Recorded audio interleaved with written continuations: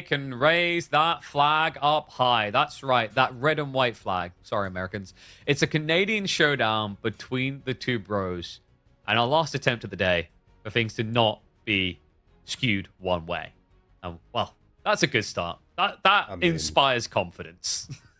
Like, it's just so satisfying to see it, isn't it? 16, 16, 50%. 62, 62, 50%. Like, what else would you expect from twins? Mathematically, it makes sense. Like, what this tells us is that he's playing himself. It's been a scam. They're not actually twins. Have you ever seen them in the same room together? No. Well, I have, but I'll say no for the effect. It could have been mirrors. It could have been mirrors. Okay, did you check for mirrors? Because if you didn't, this would make sense. Because think about mirror. If you beat yourself in a game, what is your win rate? Well, the thing is, right, we've known for years now that cloning is very much possible. And, you know, Canada would be one of the countries probably, you know, being an affluent country that would probably enable something like this happening and put it to the test. I'll stop there because you can figure out the rest for yourself. I mean, they have rainbow money. At this stage, cloning isn't that crazy of an idea. In we go. Game number 1. A showdown for the Canadians themselves. Gluttonous about it. 2 of the remaining players in the upper bracket. Wham on the deli up against Puppypaw's Marlians to see which bro is the best. Which bro gets to brag about it at the Christmas table? Which bro is mummy's favorite? Wait, that last one I'm not so sure. Myriad, let's take it away. Indeed. And what a matchup we have on our hands here as Puppypaw with Marlins in the color red up against Wham's Delhi Sultanate in the color yellow. Twins and brothers here facing on Lipany. One civilization, very good for the map. The other, just good, period. Let's be honest, in the form of the Marlians. And again, another matchup here. Quite fitting for the brothers' statistics for this matter, that just goes back and forth constantly. It does feel, however, like Marlians have had an edge recently over the Delhi Sultanate. It seems like among the sofa changes, among the Delhi changes, they just managed to get ahead a little bit recently. But the map, as we mentioned, really favors the Delhi here. So many berries available for them. The cliffs as well can potentially work out in their favor when it comes to walling around those sacred sites there and limiting the avenue of movement for the Marlians when it comes to contesting them, as initially at least the mobility is often in favor of the Delhi Sultanate. Yeah, it's kind of interesting to think about the way this one's been playing out recently, because like if you go back to the Pro Scout meta, Delhi were they were kind of struggling, right? Because in the Pro Scout meta, Marlians would just blob up a lot of Donzos and Javelins, and it's very affordable. Thus, then came the Frimba. In more recent times, though, like Delhi, they've just got better at playing to those castle timings. You have to be, I think, really on point as Marlians. Otherwise, we start talking about things like War Elephants and gradual map crawl. And like you said yourself, like in a map like Lipany, it feels very difficult to stop Delhi from getting at least 2 sacred sites here. But one thing that has been helping with the Marlians is ever since they shifted away from Pro Scouts, they do at least get that initial really strong food injection off of the triple cow ranch opener. That's right. That's quite a common, popular opener now. I think first really utilized by B, if I'm not mistaken, specifically for this early cavalry pump from the Marlians that has gained a lot of traction recently. However, we have seen so many variations on it, haven't we? We've seen, as you mentioned before, often we see the wheelbarrow into sofa, often we see cattle ranches into donzo and javelins, as we did see Wham doing himself, actually. He went for the economic upgrades, going into the sofa initially up against Marine Lord's Delhi, and well, that definitely worked out in the end, that game. I'm curious to see how Puppy looks to play it.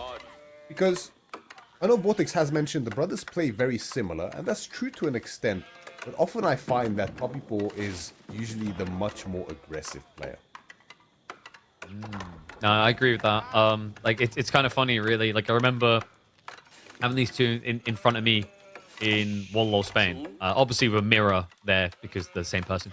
And, you know, I was like, yeah, you guys, you like to play for the mid-game, don't you? Puppy was a little bit more aggressive, and they got very defensive over it, it's like, which is ironic, because they've just been called defensive. I remember we went around the table, and we had, like, Recon there and Mister there.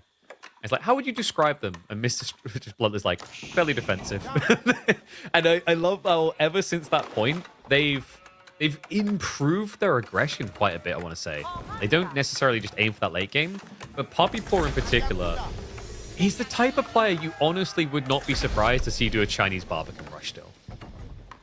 That is something he was very known for back in the day, eh? It's been a little while since we've seen that. I mean, it's difficult nowadays. China has such a refined playstyle with the pro scouts nowadays that it's hard to squeeze that Barbican in your opponent's face as easily as before without suffering for it. But yeah, Puppypaw, I mean, you can tell that he started working full-time because he does play the games as if he has no time to waste nowadays. And often it works out very well in his favor. Frankly, it's actually very impressive how Puppypaw manages to play at such a great level, despite the fact that this is now basically a hobby for him. Yeah, I mean, you got to give him a lot of credit for that, right? It's like, when you consider the hours that his opponents are putting in, I mean, even Wham himself, who plays like the KP mems regularly, you know, Puppypaw said he'd love to, but it just doesn't make sense because he has that job. Whereas for Wham, he's always been there, always been consistent. You know, I wonder how many hours, for example, Puppypaw was able to get in before this. Obviously, it's the weekend, but that, I think the thing that gets maybe glanced over is like, oh yeah, you only work on the weekdays. Yeah, but that means like all the things that you need to do now have to be done on the weekend. So while Wham may have woken up and had more hours to scrim, maybe Puppypaw had to attend to all those real life things that he's been ditching throughout the week because he was too busy at work. It's really weird trying to keep that balance. I mean, you know where I'm going from this yourself, trying to make it as a pro player and also have a job to be able to pay for it all. It's a nightmare. It's difficult. Not only as a time perspective, but also just energy-wise, right? I mean, you come home from a long shift and suddenly you gotta have a tournament match or practice. It's difficult. You know, you might not even have time to warm up because you missed the window to play, and yeah, it's very, very difficult. So, immensely impressive what Puppypaw manages to do. Despite that, this goes to show the hard work and talent as well that goes into this from him is not to be underestimated. As the Ghazi Raider pokes out onto the gold mine and causes a decent bit of idle time. Surprised to see so many villagers gathering so early here for Puppypaw. Looks like he really wants to lean into the sofa. The economic upgrades are already in besides this as well. And this is what we were talking about, right? He did exactly what his brother Wham did when he played Marlians, which is go for those economic upgrades, but still lean into the cavalry first and foremost. Yeah, curious to see, actually, if the idea of Puppypaw is just kind of like to wait for that time where Wham will want to go for sacred sites and then surge out, trying to catch him off guard. Because when you play Nagazi, you're inherently straight away looking to hit those pit mine locations. And he does find a good hit here. The one Donzo, like, wait, where's my backup at? Villager decides he's going to run back out prematurely. That's going to be a -1.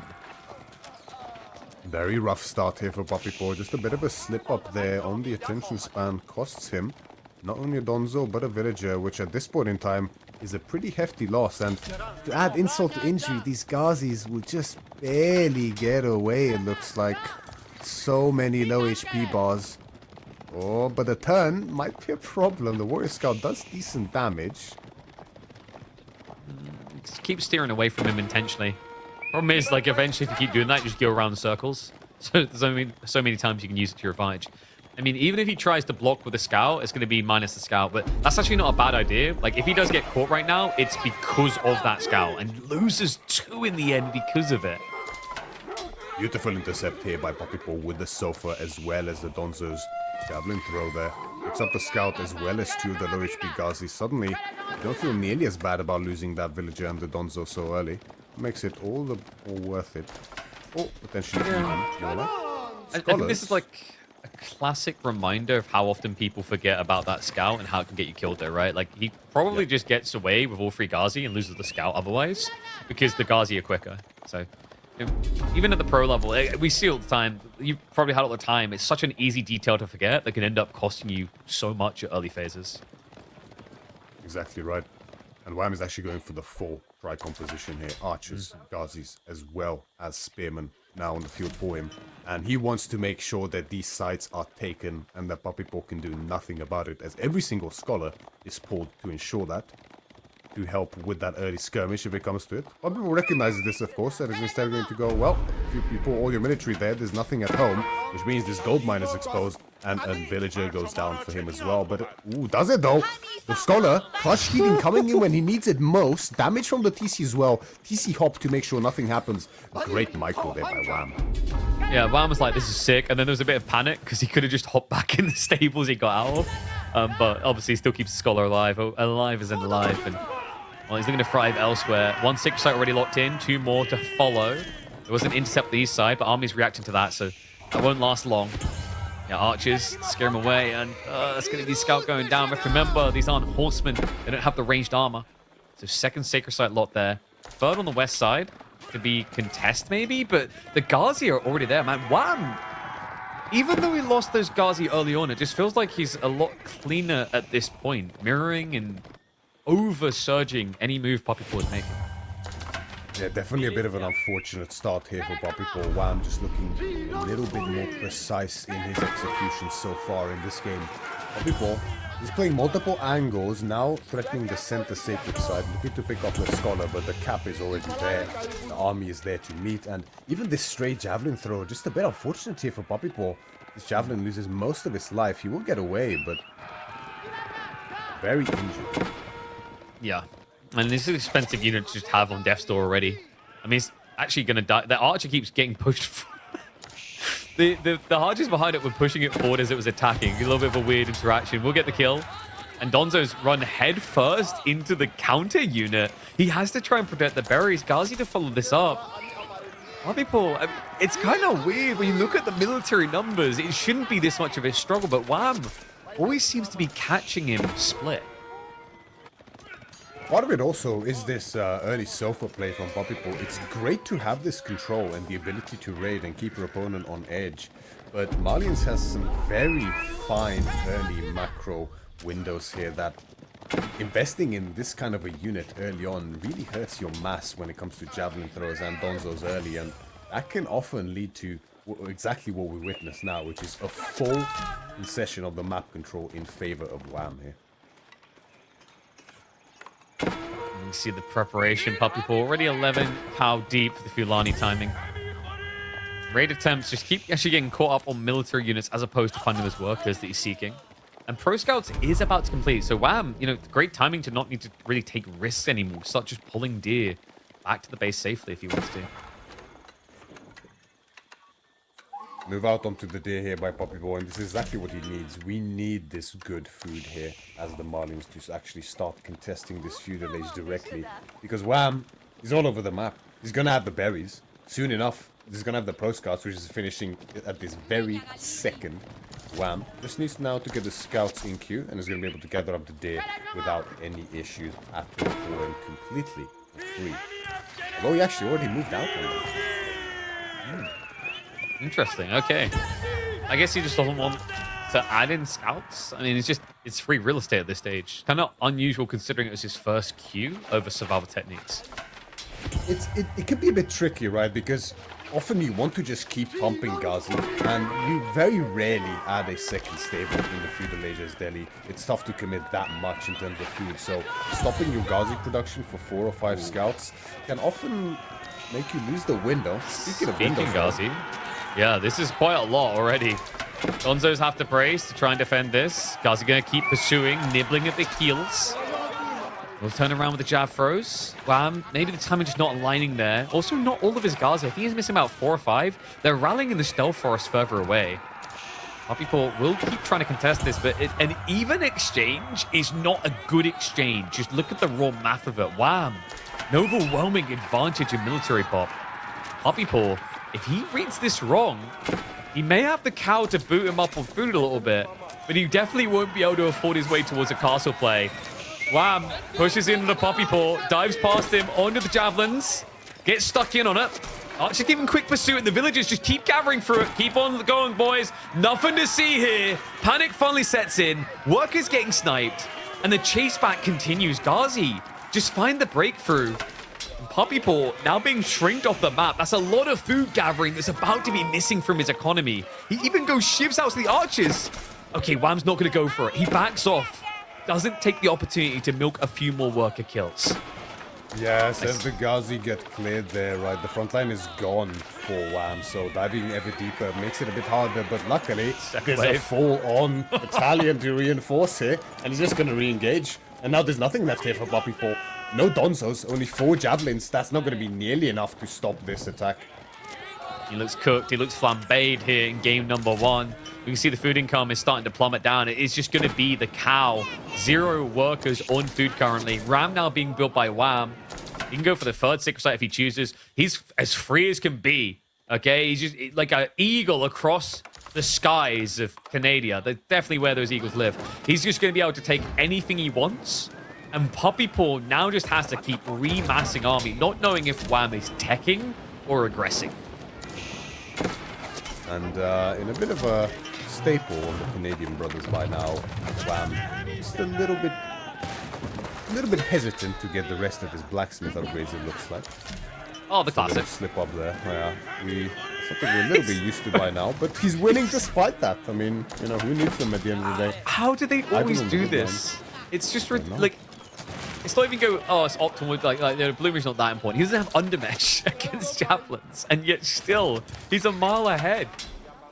They're literally just not in queue at all right now, and they're completely free. It's, yeah, this is something they're known for, and somehow they just still win despite that. Wait, it is in queue. Oh, no. What happened is he would have cancelled them all for siege engineering and forgot to re-queue them. That's what happened. Because remember, he went for Rams after Stilled Arrow. Oh my god, these guys never change. It's just they always do this. So Ram does get its value back. It clears some houses. And we do have a tech intention from Wham, which I think Puppypaw is probably sensing by the fact that Wham hasn't just killed him. This is the window to do it as well here for Wham, right? You have full map control. You gain control over the center third of the map. Why is there a... I'm sorry, Mirren. We have to discuss. When did this become part of the Delhi build? Why is there a trader? That's crazy. I mean, worth it, right? Like, he's literally paying off for himself in that singular trip, so value has been obtained. He's on 3.5 sacred sites, is how we describe it. Wham is trading. It fits. I think he's got his free-for-all tournament mixed up with his 1v1 tournament. Puppypaw barely holding on. House of Learning coming in just 10 seconds. And there's going to be a lot of learning in that building. As long as Wham actually queues up the options, he's got plenty of scholars to start researching tech with.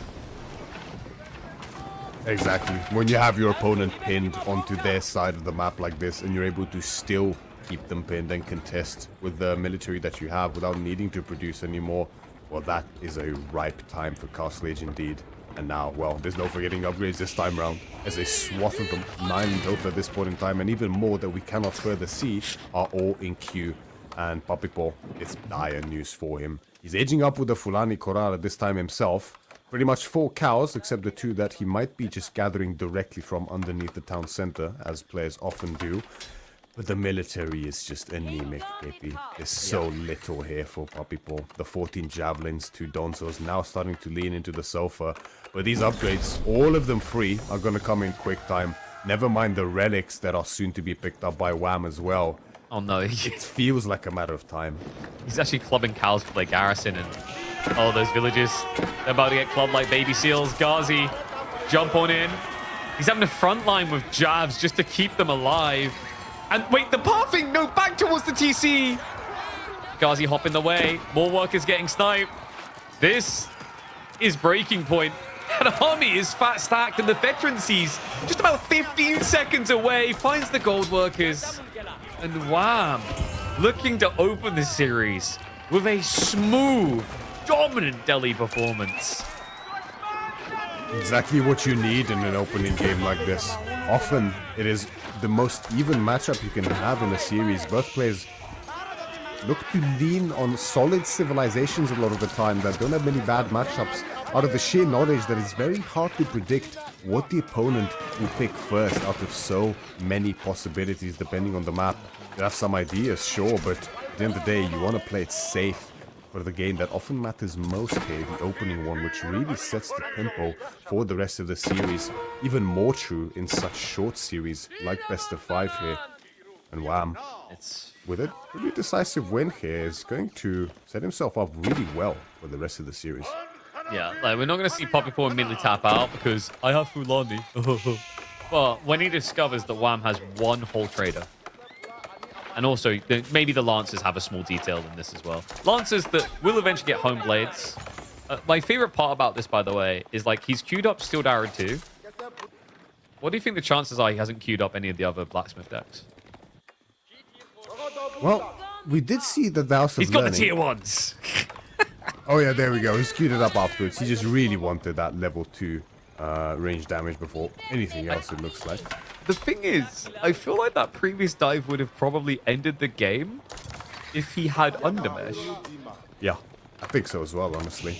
And, you know, even the fact that, I mean, it's still like, just like one singular blacksmith at this point in time, it's a bit unusual, but it's tough to focus on everything that goes on at this point in time, right? So it's more blood hungry now than ever, really. He's at least diving in at all times, which is distracting him a lot. And these Lancers, they connect again. I mean, you survived the Ghazi wave, congrats. Just to die like this, traffic jam on the retreat.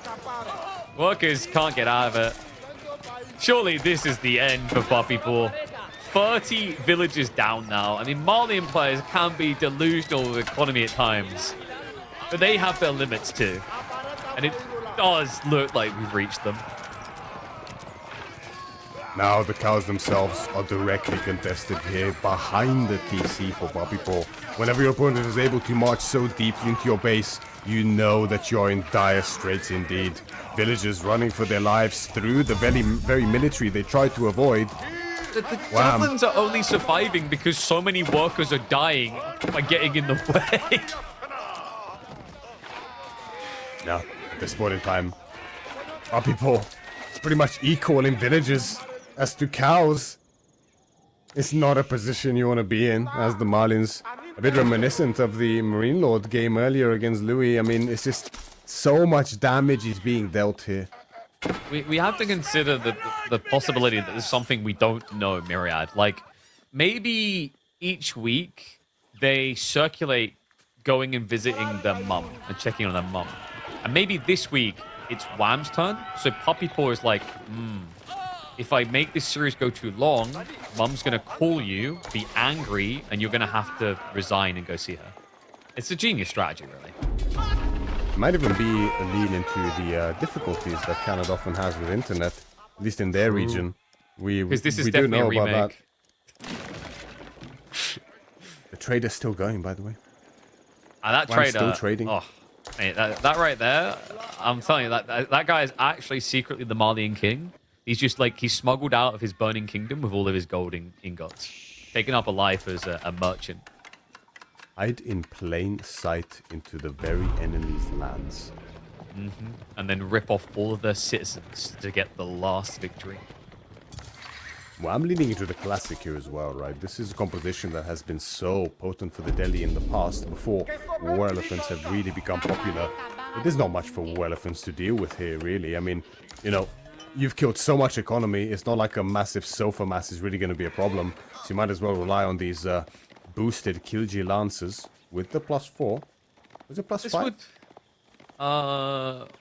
Kilji Lancers. It's Hone Blades. It's +3. +3, is it? Oh, yes, +3.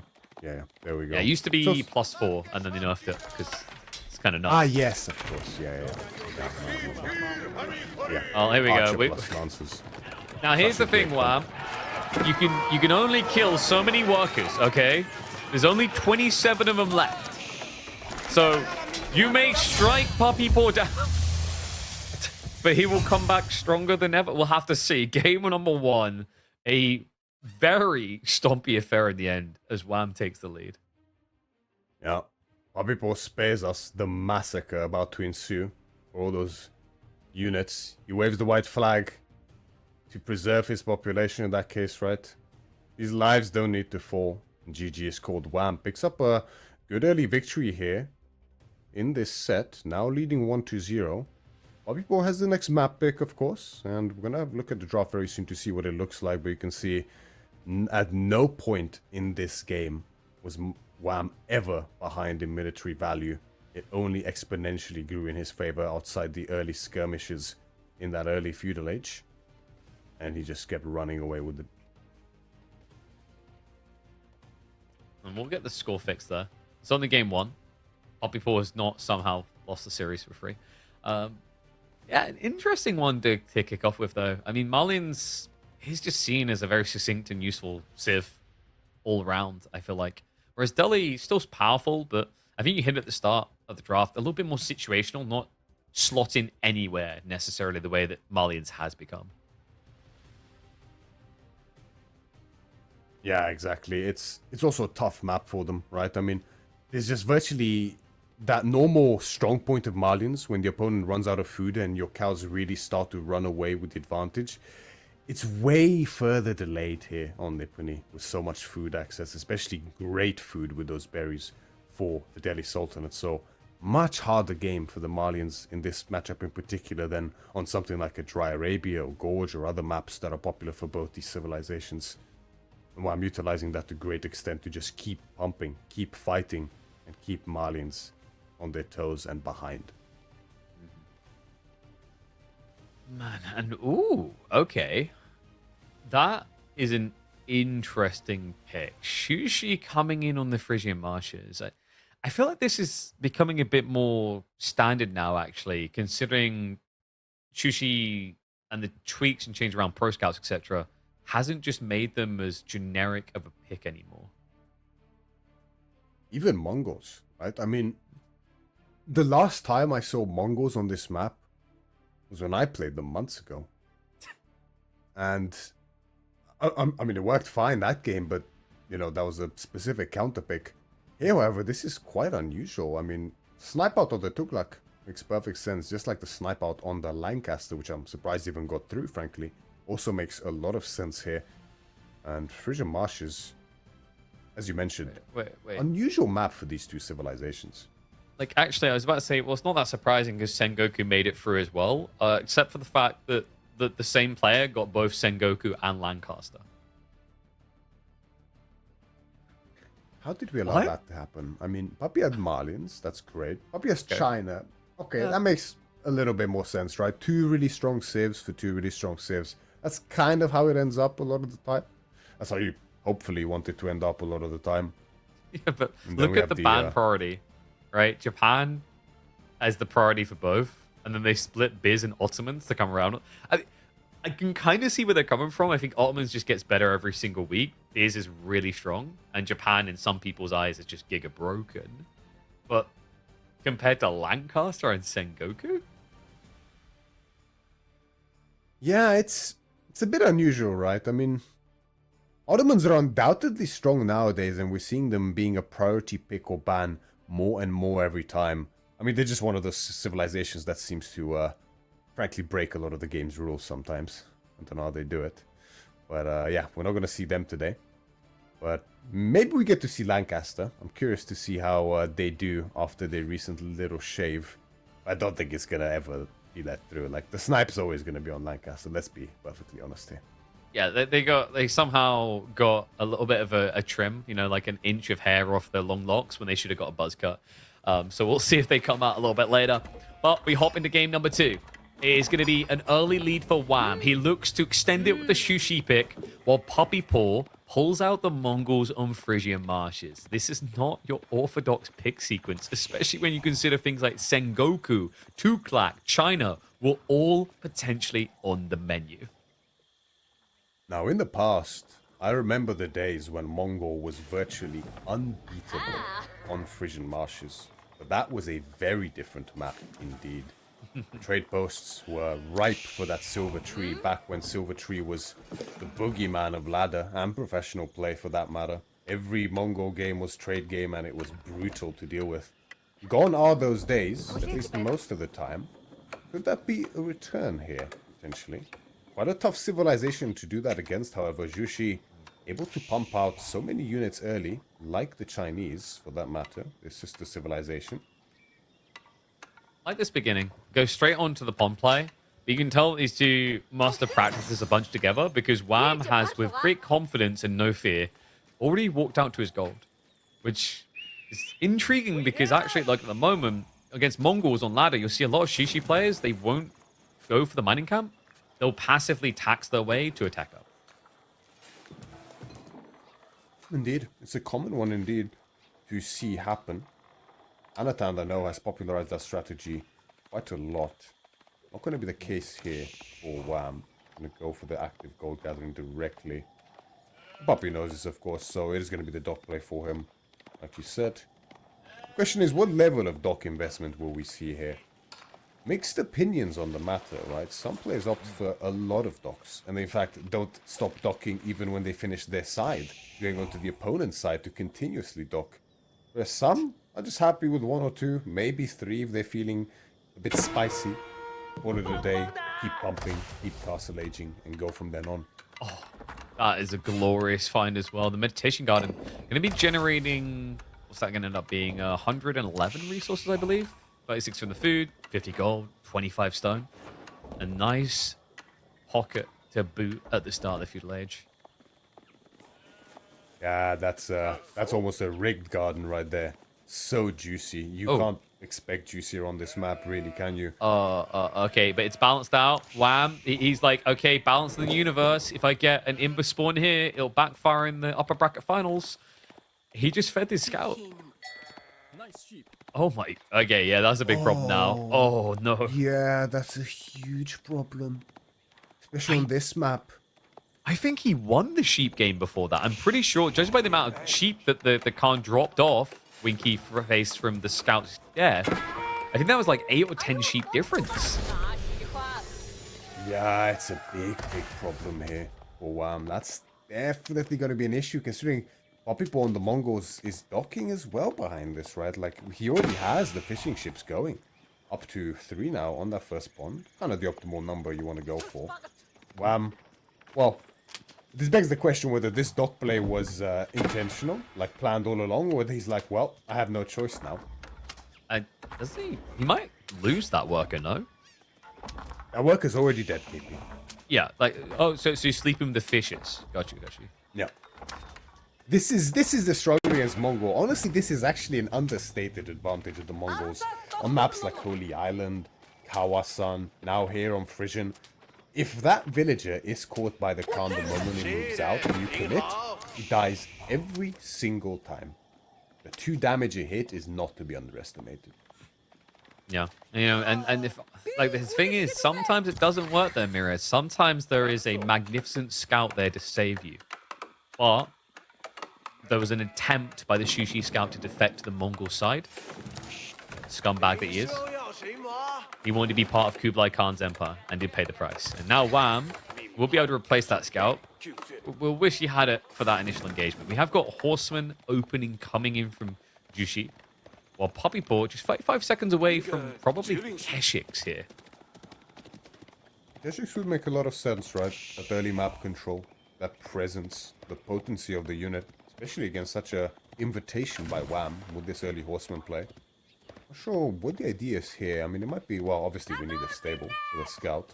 And we're going to now lean into the Horseman. Just to poke at that gold, maybe hit the fishing soon as well. Oh, here it is again. The wolf as well joins in on the action. For the love of God, not again. I mean, if the Horsemen don't get here quick, this is just another bit low. The Horseman is coming back now.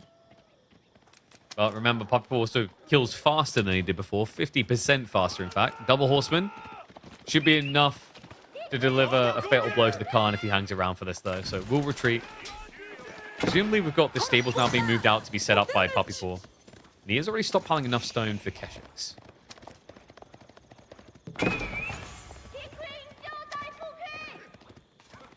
I wonder here what level of commitment we're going to see into this feudal age from Puppypaw. Yeah, so it is going to be the barracks, so I'm going to be archer play actually, so wanting to lean into the melee composition, which we know Puppypaw prefers historically. He's not the biggest believer in range units, at least recently.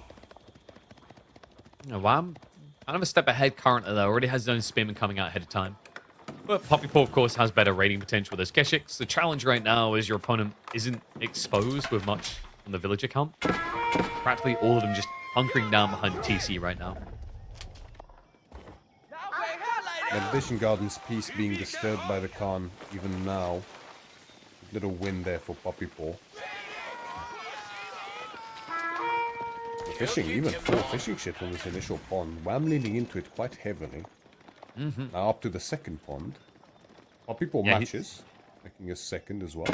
He's catching up quite fast as Sushi, right? So it's not like Puppypaw has an extensive lead in that department. Does at least have the worker edge on land. But you never discredit the power of those Imperial officials. And to make matters worse, he has actually sent his horsemen and scouts over to start harassing Puppypaw's fishing as well. This is why it's so good to have at least a few cavalry units on this map. And frankly, that's always good.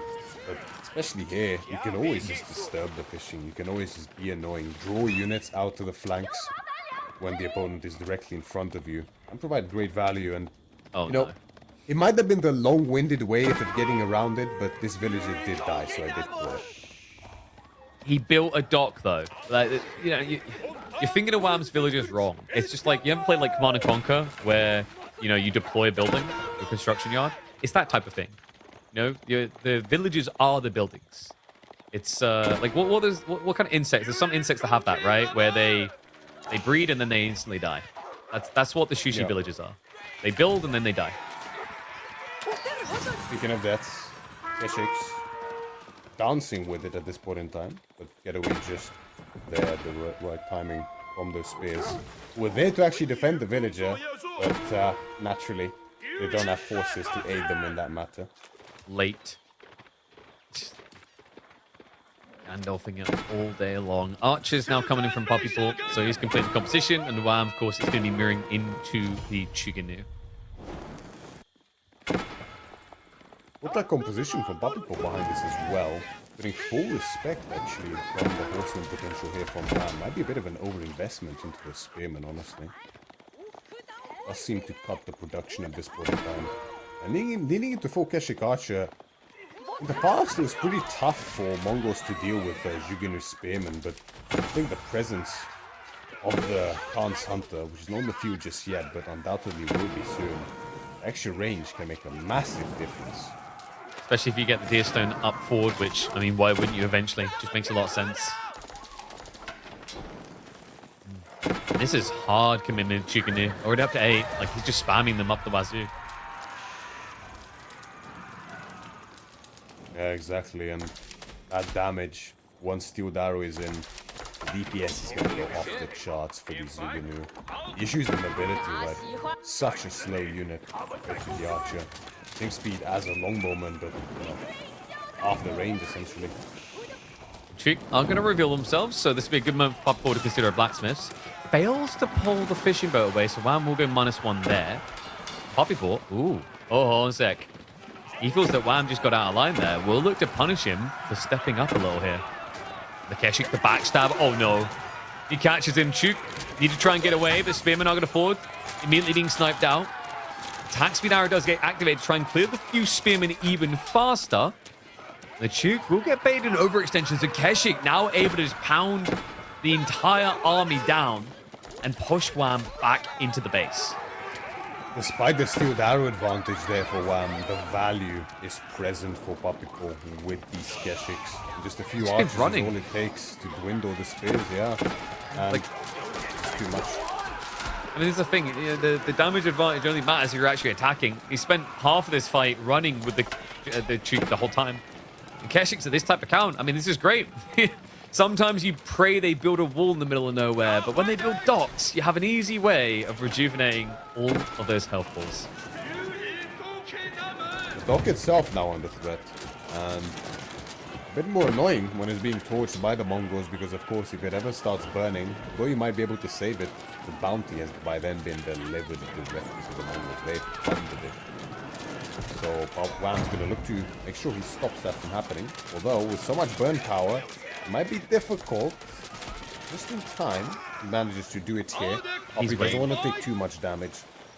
Yeah, he's just waiting for undermesh at this stage. You know, it's the only advantage that Wham has in the fight. As soon as that's in, Keshiks don't really have to care as much. So we'll just go back into the burn now. Perfect time to bait Wham to come forward, just in case he doesn't realize that range +1 armor just kicked in. Movement speed activated. K6 commit to the clash. Spearman count, not looking too pretty in the fight. There's only 4 left alive. He will be forced to retreat.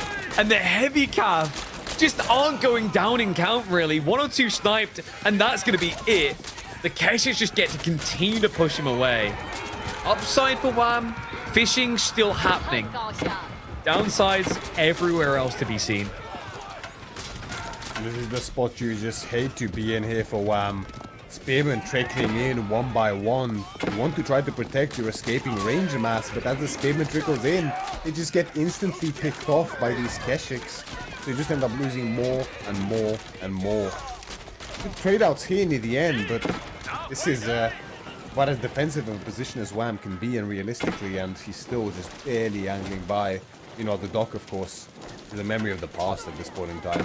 It's going down. The bounty is towards Puppypaw. The fishing ships are next as well. Another dock is also being torched by the Spearmen, getting good value out of them despite the uselessness when it comes to fighting in this composition. I am disappointed no piracy. Outrageous. I wonder how many kills you need for that to pay off, actually. It's only 175 resources, so 4 kills should make it pay off. Also, it's very expensive, no? 175 resources. Really? Yeah. It used to be more expensive. They buffed it a while ago.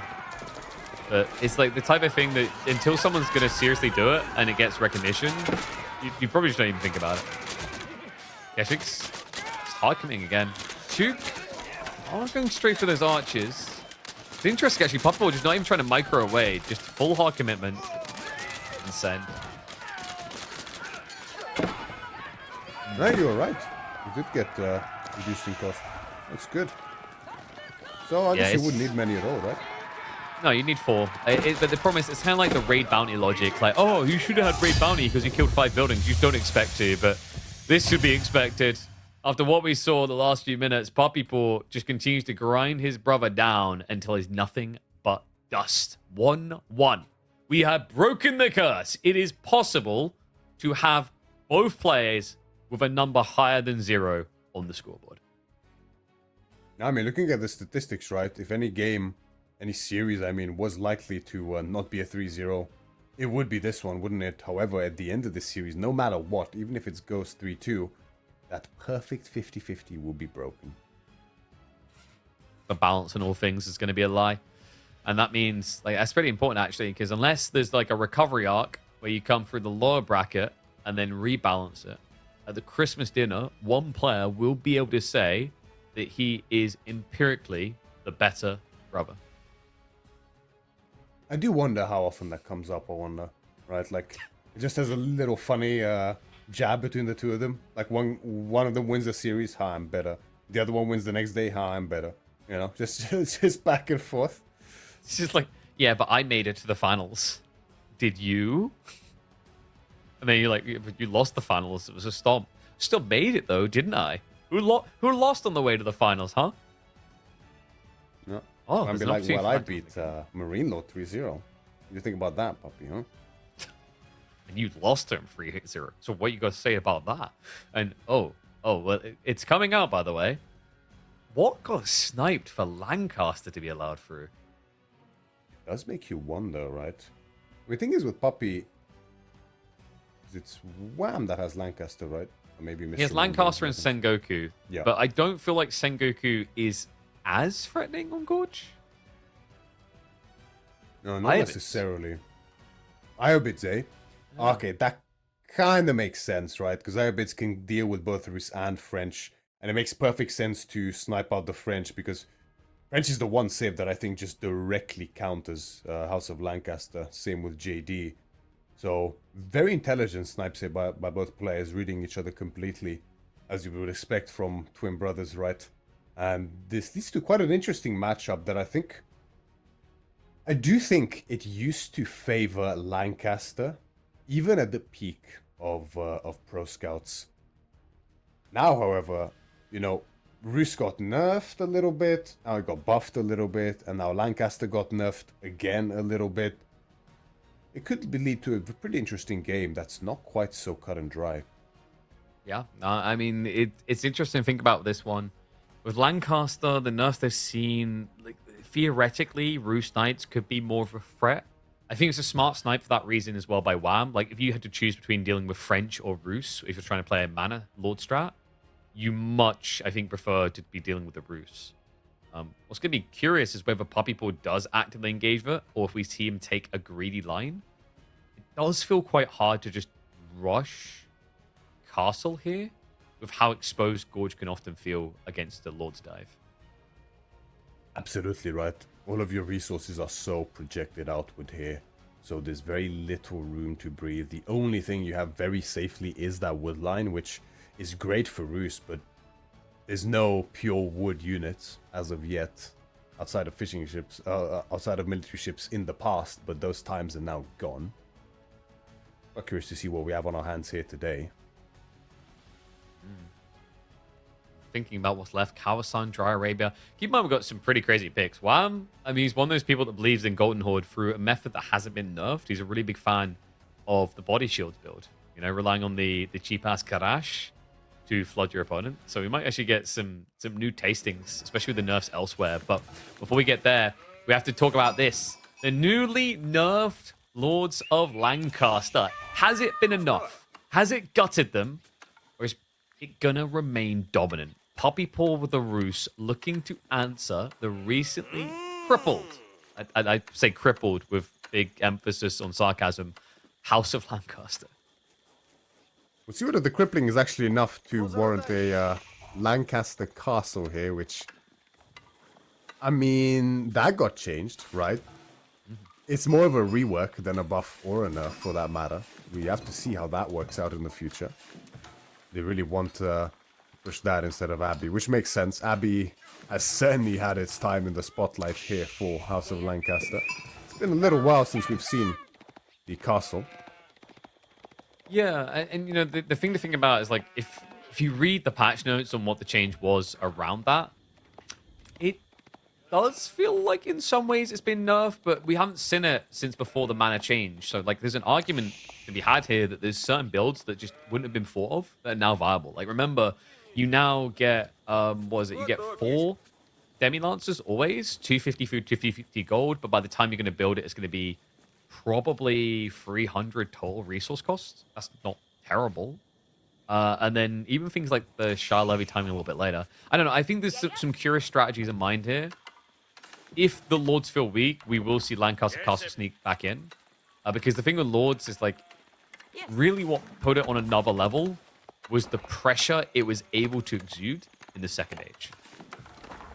Yes, and frankly, I just don't believe that's going to change, right? I mean, yes, less health, yes, less damage, but that's not really why we went for the Lords in the first place, right? It's the buff on the army, and up to 20% extra health on all of your units nearby the Lords.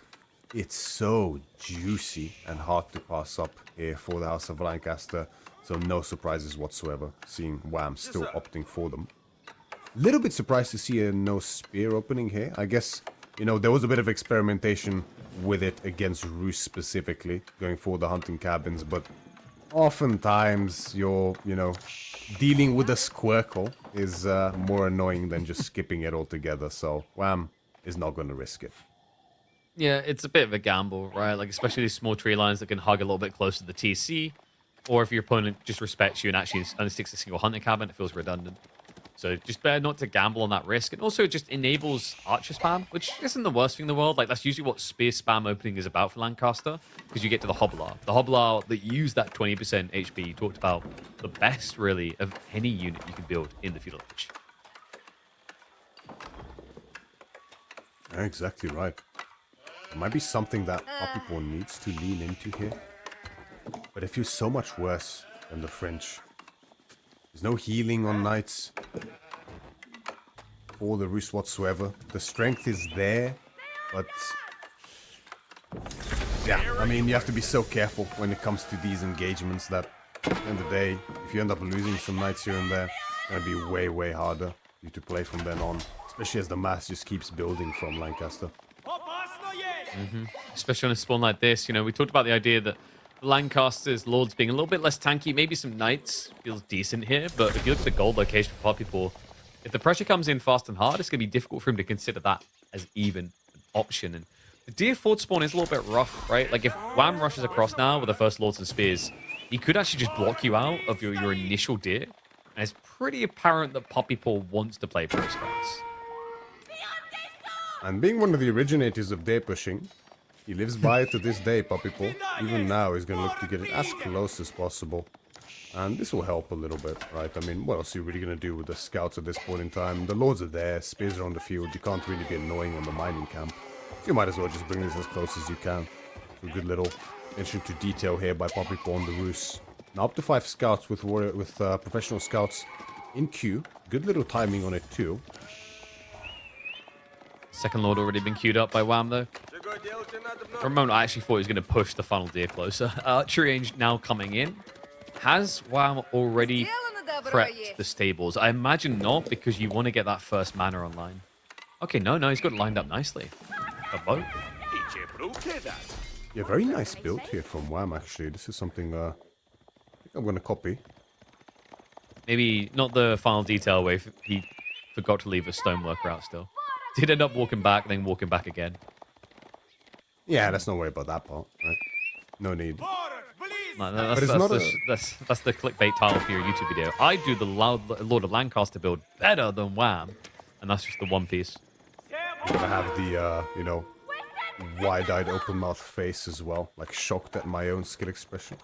You know? Yeah, and then you got to have yourself your head just pasted on Arnold's shoulders, and then you just have like super twig arm Wham next to you with a frowny face. That is one way that propaganda can be employed. I think you mean proper Wamba. There you go. You got it. Oh. A bit surprised to see a lack of economic upgrades here from Wham, however. Normally, especially when we lead into the feudal age, that's something that can be a great choice. Actually, the dive here is very zealous by Wham. Uses a spear and a Lord. Yep, it's dead.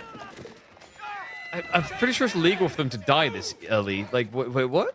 Nerfs correct? Question mark. Yeah, you don't see that every day. It's weird as well, because I think I would have been curious about what health was left on that injured scout. It almost felt like the 2 damage nerf actually was enough, because the bar was so slim on the first scout that escaped. There we go. Already making a difference. And there we go. It's the Knights, isn't it? That's the next on the agenda here for Puppypaw. Exactly what he needs, really. He needs at least a few, right? You need to have at least a slightly solid composition of archers and knights here, just to secure your initial deer packs. After that, well, then it becomes a bit more subjective what you want to do. Do you go for that castle age? Do you keep fighting? Either way, you're sacrificing something for something. There's no directly correct answer. Yeah, I was about to say, his army mass is going to struggle at first here until he gets the deer munching fully. Kind of like what Puppypaw's doing. He steers into the spears early just to insulate himself at the risk point. Knights are great, all around strong, but they are very slow to produce. So you kind of need something else to bulk a front line to actually protect you. Oblars are going to find a freebie here, though, rotating onto the archers. And Knight doesn't even try and help. Thanks. Nice guy. Yeah, as you mentioned, especially this early on, these types of pickoffs really hurt on this pro scout. Timing. You want to maintain your mass, the little that you do have as the pro scout player. But at the same time, though, right? I mean, Wham lost that lord early, as well as the spearman, and now is suffering for it a little bit as the second lord is undoubtedly going down here. Spearman as well will die to the archers. Big damage dealt on the knight, but the knight is still to stay. It's because he's still splitting up. He didn't get all the deer on the east side, is the problem for Puppypaw. But the upside of that is it means Wham doesn't necessarily know where you're going. So he has to kind of split his army investment to block pro scouts. Because even just one deer stack gives you that vomit of troops you need, especially knights, to start moving out with confidence, which we're now seeing from Puppypaw. Even horsemen now in queue, with lack of gold briefly. You just want to keep getting these numbers up with your puppy to make sure you can contest. Wham now, adding in his own archers upon seeing the spears. You kind of have to do this. Lancaster always likes to lean into this triple composition if they can do. Yeah, but you can see Wham, he's starting to float a lot of resources, almost like the real intent lies elsewhere. I think that's coming from a place of paranoia, though. You're always expecting Roost players to be thinking about the third age.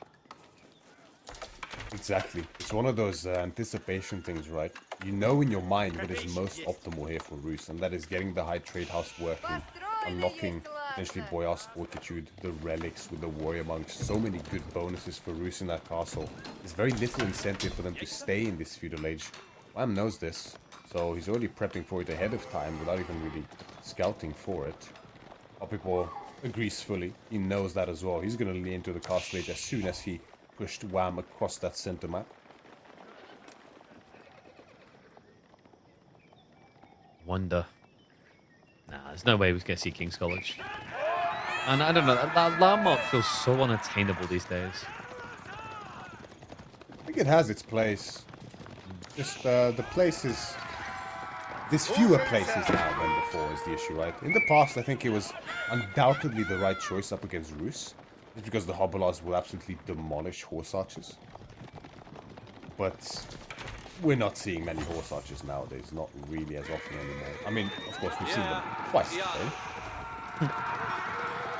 It's more the case as well, like you just don't have as much reliable economy, right? It used to be the popular way is like get 6 manas and then you can go King's College. Because then you can afford the premium things out of it, like either blobbing crap loads of Hobblar, if you haven't already, or the Knights, which are quite expensive. Speaking of Knights, I'm expecting that count to continue to inflate, by the way. Puppypaw now on his way up with the high trade house. Hasn't queued more of them yet. I wonder if it would just be a straight switch into horse archers. Oh, there we go. Answers itself. So, more heavy calf to come. I think that's the right way to play this as well. Like, Wham is very weak on the spears, and after I slated it, we're actually going to see it. King's College, the choice. Indeed. And I wonder what Wham is really looking to lean into here. I mean, the main obvious options are either the Hobbler or the Knight. Speaking of that, Raid coming in here for Puppypaw, finds a nice charge and picks up a villager for his trouble on the gold mine, as well as some decent idle time. Gets the cost stage way ahead of Wham here. And yeah, actually goes into the horse archers as well. Makes sense against the composition Wham currently has, but with the King's College on the way, these Hobbler can be very dangerous. Does give him an open opportunity. I mean, the difference is if this was, for example, you go Mass Knights, your opponent tries to mirror Knights with the Call of S's. I think that's a little bit more difficult for Lancaster to keep up on food, especially against Pro Scouts. I do like these at least littering it, right? So he's not just being Horse Archer only or Knight only. He's giving himself the dynamic duo. As we know, Roos always loved doing this build because Boyar's Fortitude just turns him into an unslayable bunch. Absolutely. There's so much value to be gained as Puppypaw finds another opening past the little palisade wall that Wham had set up. He finds another villager, exchanges the low HP Knight for it and some extra health on the other one. Does finally have veterancy for Knights on the way. Delayed himself quite a bit by investing in the extra Knight. Wonder if it might have been worth it better for the dive on these injured Knights. Another one is going to go down. We do have 100 stone in the bank for Wham as well. He's ready to pull the trigger on that third mana as soon as he finds the right window for it. Probably saving it for when the gold runs out. It should be quite soon here for him. It is going to be hill training. The Hobbler lean is real. And this is actually so smart from Wham. This is the composition. The crossbows in combination with Hobbler is such an effective blocker to the horse archers and knights. It's actually very one-sided in favor for Lancaster. It's one of the reasons it was so good for them in the past. Now looking to emulate that today as well. There are some space still on the field here for Puppypaw. He might look to lean into those still as he builds his cavalry composition. That might certainly change the outcome. The trickiness is the cost efficiency. Like, the reason why you're highlighting crossbow Hobbler so good, you know, crossbow is seen as kind of a mid-premium unit, but when you combo it with Hobbler that are just so dirt cheap, it doesn't feel greedy to do it this early. Meanwhile, Puppypaw, it's really about finding good trades when you do Horse Archer plus Knights. Well, these are the type of trades you don't want to be giving over. Hobblers get a freebie, discarding the few archers remaining. Spinman will keep scaring away, but the target, of course, the name of the game, is now going to be relics, as Puppypaw picks up 2 more, looks to bring them home, but it's going to cost him maybe some horse archers here. The charge damage will come in. Actually, most of the Hoppalars do not have the charge, yeah. Realize this straight away. I think he also skipped on a charge with 2 or 3 of them because the scout got in the way, so it got a little bit weird. So yeah, Monster is now coming up. Lord's just not really being active. Like, that's the trade-off. When you play Hobbler now, you don't want to shackle them to one location. It's all about turning them to a pseudo-raider. Yeah, that's right. And especially once that deer runs out for Puppypaw. That is when these Hobbler really have the opportunity to shine, able to pick off villages with extreme efficiency. So far, it's going to keep sweating the numbers as well as crossbows.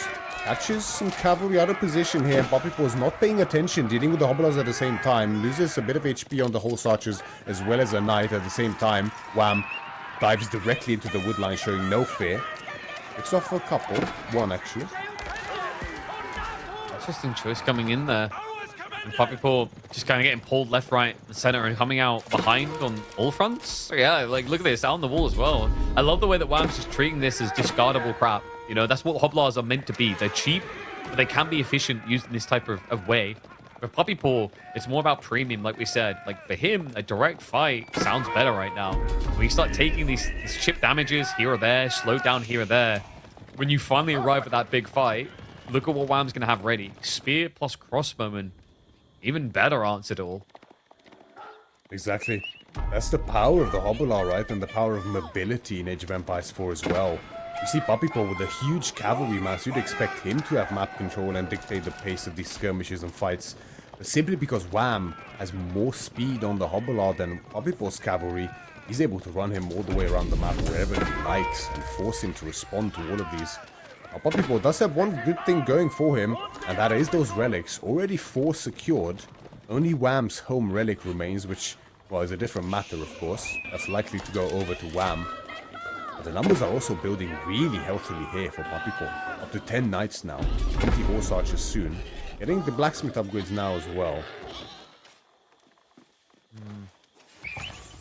Interesting timing ahead here when you consider like the potential for Yeoman to get towards the synchronized shot.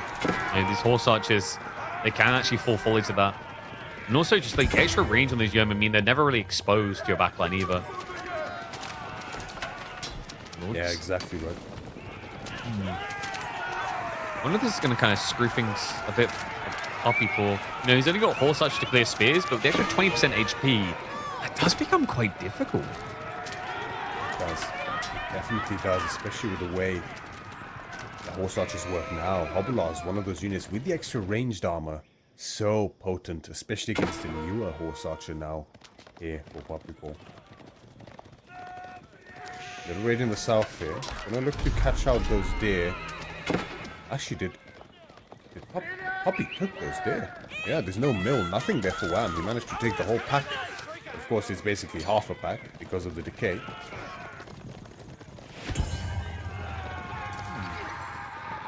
I mean, the problem here as well, there is at least the ball for Wham. Like, he actually has a pretty good mana over towards the ball location of the tree lines. Did he actually go for it there? He didn't, right? Like, I think he set up the mana on the gold. Okay, no, he did trim it. That's pretty nice then. He's getting a lot of value off that 1 mana. Yeah, he is. Is the boar actually in range? We can have a little check. No. Oh, as you say that, though, there's a skirmish happening here in the north. Pretty big fight, actually. That's a pretty big win for Wham. Gets rid of, what, 4 or 5 knights, loses 2 lords? You're happy with that. And actually pinches another on the way out. This is getting ugly for Puppypaw. You're starting to see how horse archers can feel a little bit awkward into these direct engagements at this stage. Exactly. And Puppypaw putting so much respect on these Hobblers. Throwing up walls that are more akin to his brother.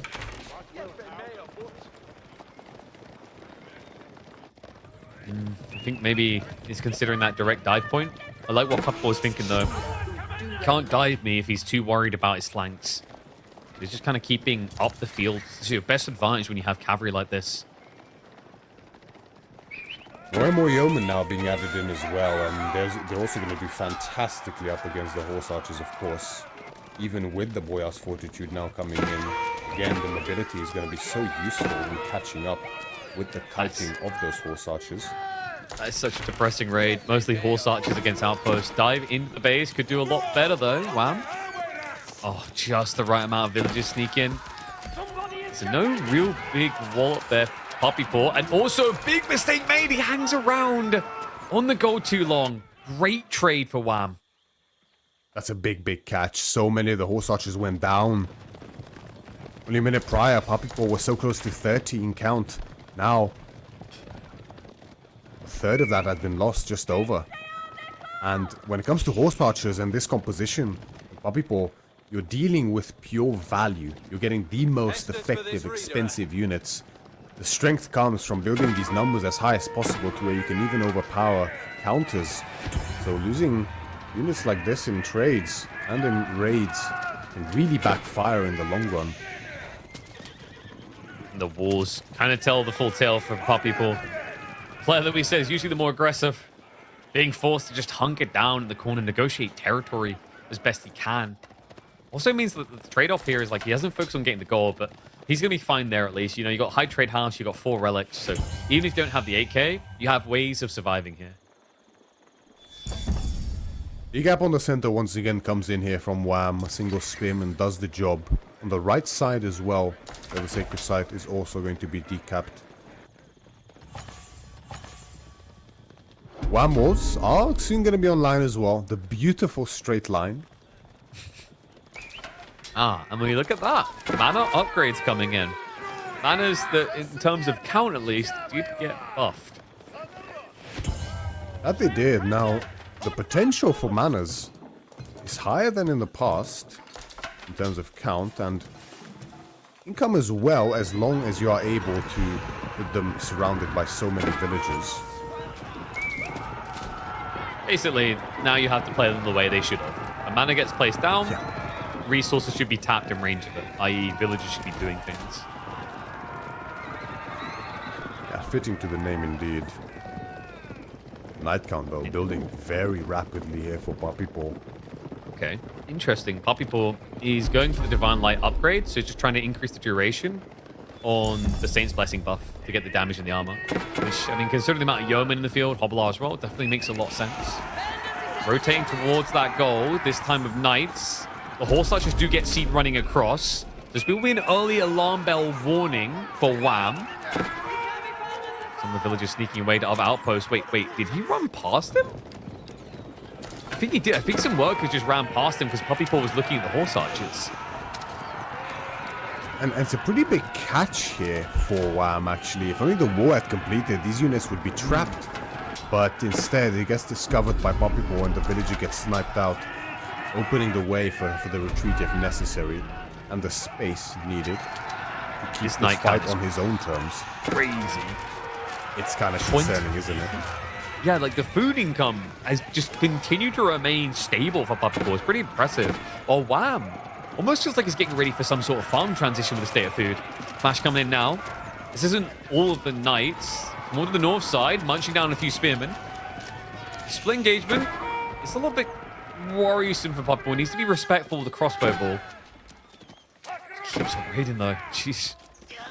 The big question mark here for Wham is, do we have the bonus damage upgrade in the college there for him? With so many counter units in play, that's so significant. No, not quite there. Very expensive so upgrade. Expensive. Yeah. Very expensive, yeah. So much value to be gained here. It's true. Like, I mean, I think it'd be better if you had like 30 spears. Then you're like, yeah, this is crazy. It's a weird tech sometimes. It almost feels like it should have been meant for Imperial Age. Now dive in. Plus some of the crossbow reinforcements again. I mean, this is just so well played by Puppypaw. He keeps refusing that direct engagement. Just eking out a bigger and bigger lead as he's now 12 workers ahead of his brother. Yeah, once the composition is fully online, we see Wham. He stopped leaning into the Hobbler. Because of the food income, they are expensive at the end of the day, and you're forced to play out onto the map to fully utilize what you have available. That is when it can open you up to these raids and being picked apart side by side. Puppypaw looking to take full advantage in this case. Little clash coming in here in the south. The units from Wham are in position. Mana gets discovered. Looks to be torched here. The units are there to meet them. Yeah, as Lords made him think twice about diving into it. This again doesn't want to directly contest. Again continues to extend his lead. Now up by 18 workers. Knights, though, getting a little overzealous here in the north. They're getting sniped out at the same time. Yeah, the military count here from Puppypaw is looking good. This is where the horse archers really start to shine with the way they are today. Yeah, it's all in the horse archer to clean up here because the night cost was pretty damn high. But we have to remember, Puppypaw, it's a consistent 1.6k. How many farms has he got? Does he have any? Couple. Must. It's a 6. He's been Oh, yeah, okay, it's the 100 cap strats. Yeah, it makes sense, right? Because the berries must have been running out. The boar has already been exhausted, but he's been anchoring at 1.5k food plus reliably for the last few minutes. The tier 3 bounty, not to be underestimated, plus 30%. Food gather rate, very significant here for Puppypaw. Making a big difference when it matters most, which is these mid-game skirmishes. And we have to remember that this is not old Lancaster. We can't go, oh, well, you know, he's got 7 manners. It's fine that he's only got 30 workers. You don't get anywhere near as much value out of them anymore unless you have villagers. Let's clash. Ooh, good fight, actually, for Puppypaw. Knight should be able to get on top of the crossbows. Spinman to get sacked straight away. Horse Archer's going to shift over on the workers. Been caught in the tree line, and the short bows come out in desperation. Because there's just not enough people here to defend. Puppypaw found the perfect weak point to exploit. He is now 50% plus ahead on worker count over Wham. Yeah, this is exactly the find he needed. With Wham's army split, most of it in the north there, the crossbows get exposed and they are then abused by the mass here from Puppypaw, out of position. And he's got what? Just mass yeoman left? Oof, gonna be rough when your opponent still has 1.9k food income a minute. What does that mean? That means more knights. A never-ending slew, in fact. He's already got double-digit backlog queued up. And Wham is now skimping on anti-cav solutions. And just look how dirty that gold income is for Puppypaw. Not a single villager on gold. And he has 1,000 gold passively from 4 relics, the hunting cabins, the high trade house. And we thought Lancaster's the one with oppressive passive income. Well, we nerfed it. Yeah, right. I think Puppypaw noticed. I think he's going Imperial now. I mean, why not? Do you think he's gonna notice that hunting, that mining camp burning down there? The villagers will have to take a very long walk soon. It's okay, they've got manors nearby. I mean, why haven't they got a manor on that, you know? It's cold. Okay, now we have the bonus damage upgrade coming in. Can't help but feel that it's a little late here for Wham, but finally he musters the resources needed for it. I'd love another lean into Hobbler here, but why? Wait, did we get the bonus? That's synchronized shot, no? Oh, is it synchronized shot? Yeah, I was about to say, like, similar. There'd be no reason to get the bonus damage right now. Yeah. like with Yeoman against Knights Archers, does nothing. And, well, we'll see that hell load enough. And Horse Archers, who needs some protection, but he baits the Spearman forward, so he gets the clean trade straight off. Knights just club on through. Puppypaw. He will be reset again. But the lead just keeps on bloody building. 32 workers ahead. Synchronized shot is going to have to be the wrath of heaven to bring Wham back into this. Certainly has the potential to do so. We have seen some incredible game-winning synchronized shots in the past. Could potentially be on the cards here for Wham. He does have a good yeoman count, but I mean, let's be honest, nowadays it never feels good to play full infantry up against cavalry. Just get picked apart, left, right, and center, as Puppypaw has been doing pretty much the entire game so far, as soon as he was able to cross that mid-map. And the villager count speaks for itself. Puppypaw severely ahead. I mean, we're kind of witnessing history here, KP. House of Lancaster might have their first loss in a very long time. It does feel like we'd have to dust off the records to go back to a time they could actually lose. Especially in tournament play, we're constantly respected as a ban-worthy civ. I mean, we've had one or two, upsets where like Lancaster loses, but usually there's a big elo gap. There isn't really an elo gap between Puppypaw and Wham. They are mutually and equally matched. We even saw it in the stats. What was it, 60 wins, 60 losses? Very severe. might look to slowly be changed, as the winds of change seem to arise here. What looked like a very steady early game here for Wham is now becoming more and more dire because the mass charge, the Rohirrim here from Puppypaw go directly in. Wham seeks shelter underneath the Abbey as the angle synchronized. He spread it. He tried to min-max it. It done nothing. Nothing Knights. Just able to bait out the few remaining spears.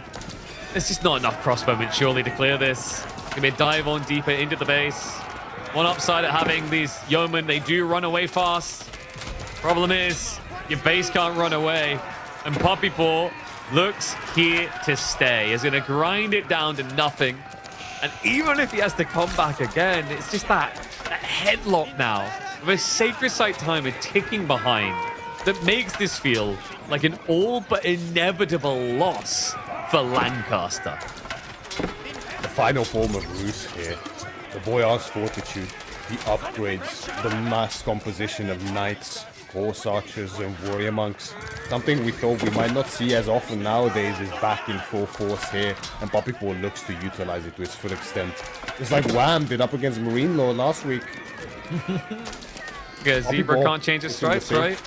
Exactly. And ironically, House of L's might finally do that, might actually take the L. Wham, resilient as always. These bloody horse archers, they haven't got an army to fight anymore, so they're gonna go look for innocent, unarmed villagers. But that's not true, is it? They've got a short bow in their pocket. They were armed and dangerous. They had to be put down. 40 worker lead now, and the GG is finally there. Look at that. Lancaster can lose. Once again, we see Ruse making a stellar comeback in the meta. Initially taking out Chinese last week on Pigeon's View. We're going to see Lancaster is the next victim on their list. It's interesting as well. Takes the lead in this set. It's interesting because I remember I talked to Wham after one of his Roos performances. Like, I think they just over-nerfed Roos. But I think more is just there was some adjustments needed. You know, their role is different, but they still have strengths. They still have power, as we saw in this game. And, you know, looking back at this, it felt like there was a moment where Wham should have been in control. But, you know, what Puppypaw done so well, understanding the map of Gorge. Gorge is very difficult when it comes to dealing with cav sieves because of the wide flank raids. And there was a moment where Wham looked like he should rush into the enemy base. Puppypaw, what does he do?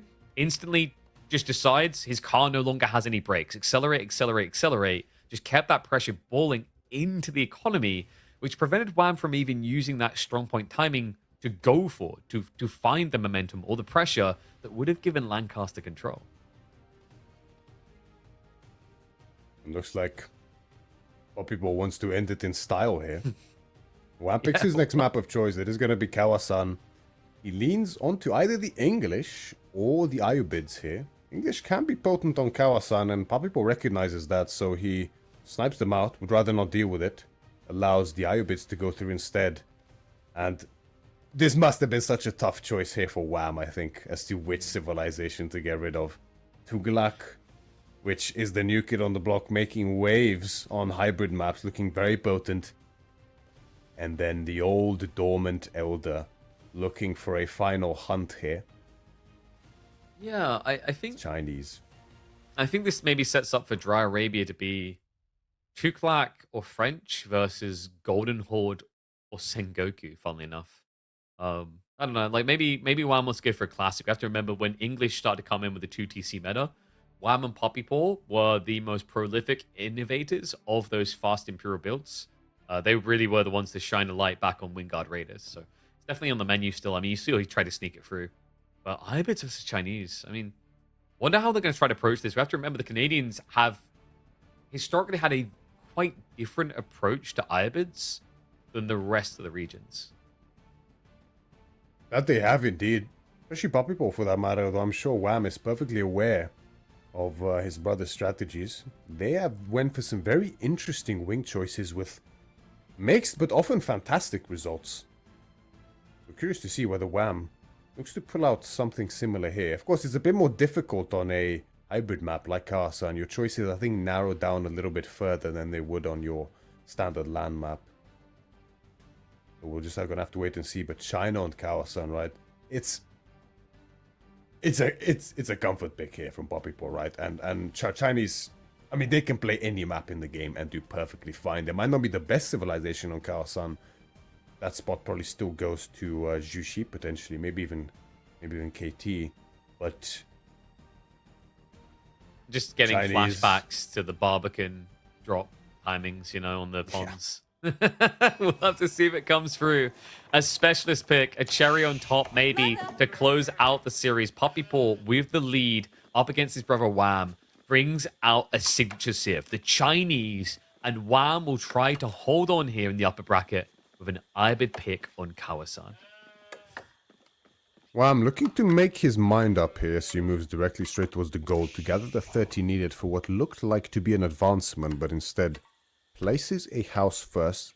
Also going onto the wood line, it looks like, potentially. Puppypaw goes straight for the age up as well. Do we have a mill, actually? I think we do, right? For those taxes? Yeah, we do. Sometimes we see them opt not to go for it to save that wood, but not here. In the past, that was the case, at least. Not anymore. Does feel pretty wasteful in these type of situations, right? Whereas this keeps you flex. If you feel like you got outplayed on the pond side, it gives you a backup option to play land, aggro, and then deny. Whereas if you commit to that type of build, your land strategy is maybe a little bit weaker. I mean, even on water, could stunt your ability to go things like demo ship springolds. Exactly. The 30 gold is in now for Wham. 130.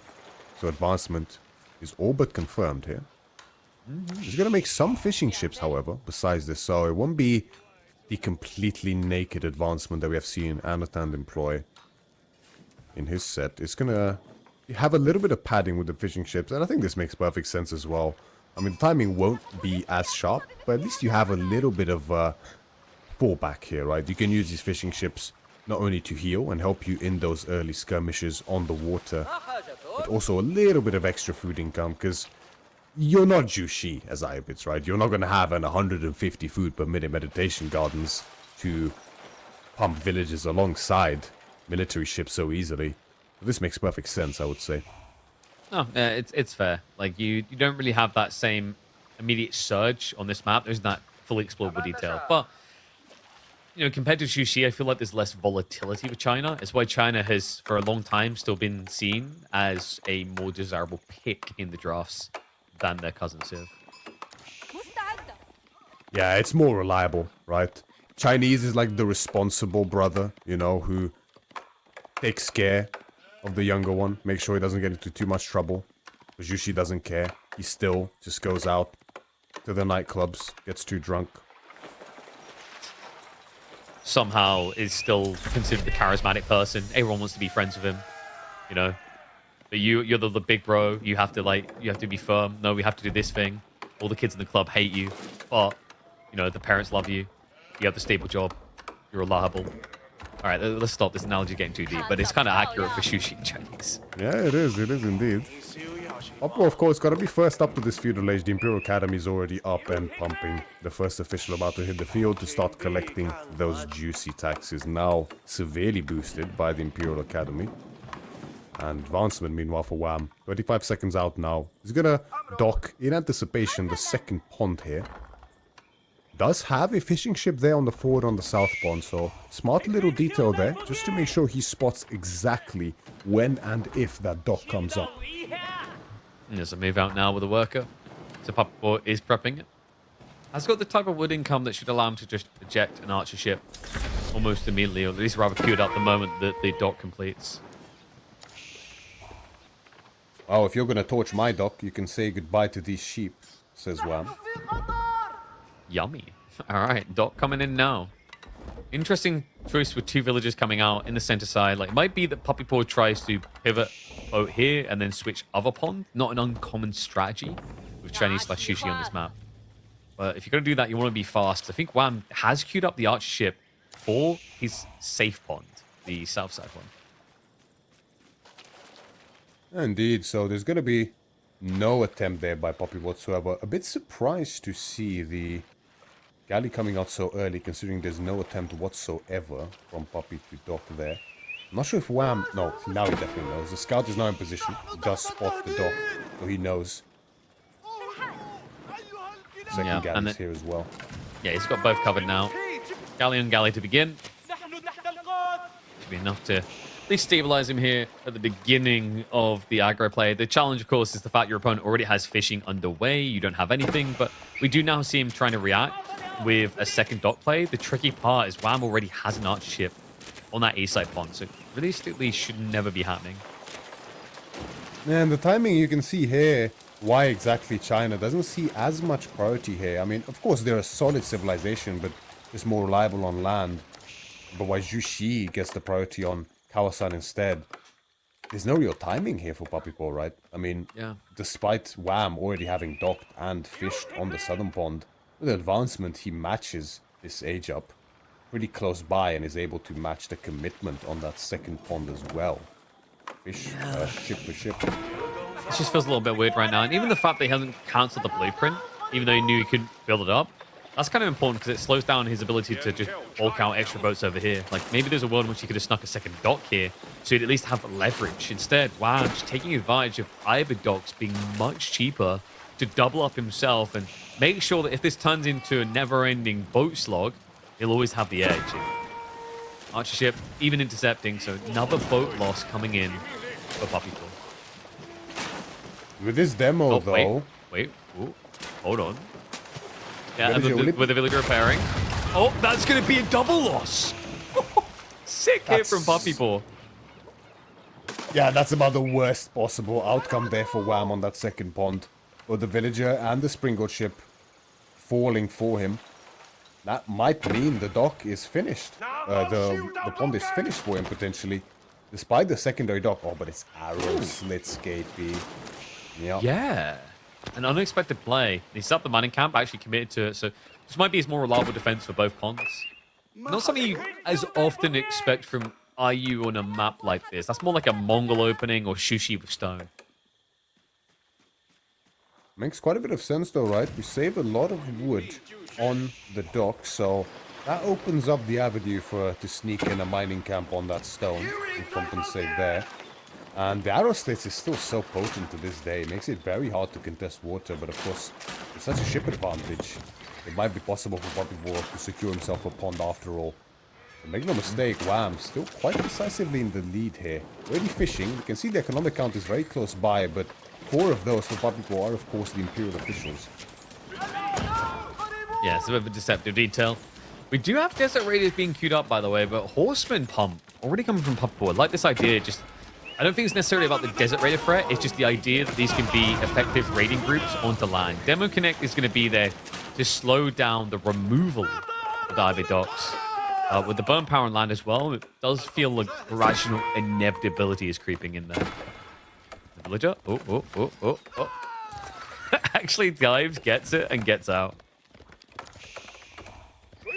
That's the second economic kill now for Puppypaw this game. I think on this fishing ship, if I'm not mistaken. Yes. Wait, no. Sorry, it's the demo. Remember, demo, and then the. Oh yes. Yeah, the demo. Yeah, that was painful. So 2 workers actually, probably more valuable than a fishing ship at this point in time. So now it's hefty losses here for one. Yeah, I mean, Wham. The idea was cool, but Puppypaw, despite the indiscrepancies and the reluctance, like you say yourself, it doesn't look like the most powerful opening. He's done a bloody good job to scrape it back and even it up. And even if you end up being like 50-50 here, you're very happy with that as China. Like, that's an edge for you. Part of it is that investment into that galley in the southern pond as well, when it mattered most in these early dock timings, right? I mean, it makes perfect sense. This is one of the powers of Chinese and Jushi as well. The sheer speed at which that dock goes up means that you're often late to react if you don't pay attention. Against other civilizations, I kind of doubt that we would even see that investment into the galley, and the game might look very, very different, but I'm suffering for it now. Interesting. Well, I'm just going raw Desert Raider mass, just trying to leverage that extra food. A classic one for Ibids when they get these type of exploitable positions, but the Blob Horseman from Puppypaw is a decent answer to that. It is, especially with this mass. Okay. Oh, looking for the song. Wow. On the second gold there. No, on the first gold, actually. That's going to definitely secure it. And Woodline as well, secondarily there. Gonna cut off the opening so there's not as much avenues for entry for Wham if he ever does make it across the map, but looks like Puppypaw doesn't want to allow that whatsoever. I wonder. Yeah, okay, he is actually full reacting. We've got archers now coming in. It's kind of curious, actually, considering the amount of gold gathering you just saw. Puppypaw knows this is a castle play, so he believes that he can stop it, or at least heavily damage it. Certainly looks like more and more delays coming in here as idle time is caused on the wood line as well. And the Desert Raiders do decently against the Horsemen, especially on the defense when the Horsemen cannot get the full wraparound that they need to take advantage of that bonus damage. Makes it harder once those archers and now Zuganu come into effect as well. That's really going to deal with the Desert Raiders, especially in the Feudal Age. Growth is on the way, however. Yeah, that's my fault. It's like with Song already being there, like the growth wing is just more or less to offset the problem. Doesn't put you ahead necessarily. Yes, you got the age up advantage, but like let's say Puppypaw realizes that. We know how China works here. They stop everything and just rush greed. They're so damn good at it. Horseman now going with a clash. Scout does absorb some of the shots, gives it a better trade for Desert Raiders. Inevitably, it does start to set in. He has to retreat against a faster moving unit. And archers are following this up as well. So Wham needs to get as much gold as possible. I end up getting pushed off here. Does at least get the outpost up with the arrow slits to try and hold on. Puppypaw, if he wants to break this now, is going to have to consider a ram. The forward gold must leave such a sour taste in Wham's mouth as well. Never what you want to see, especially as a castle-orientated civilization here, like the Ayyubids. Makes it all the ever harder here to make this defense feasible for him. Done a great job of keeping these Desert Raiders alive, but really they're kind of relegated to a range role at this point in time. Moving into melee means certain death, especially with the massive Zuganu building very quickly here for Puppypaw. Spearman as well to follow. This is a full committal. It's kind of wacky.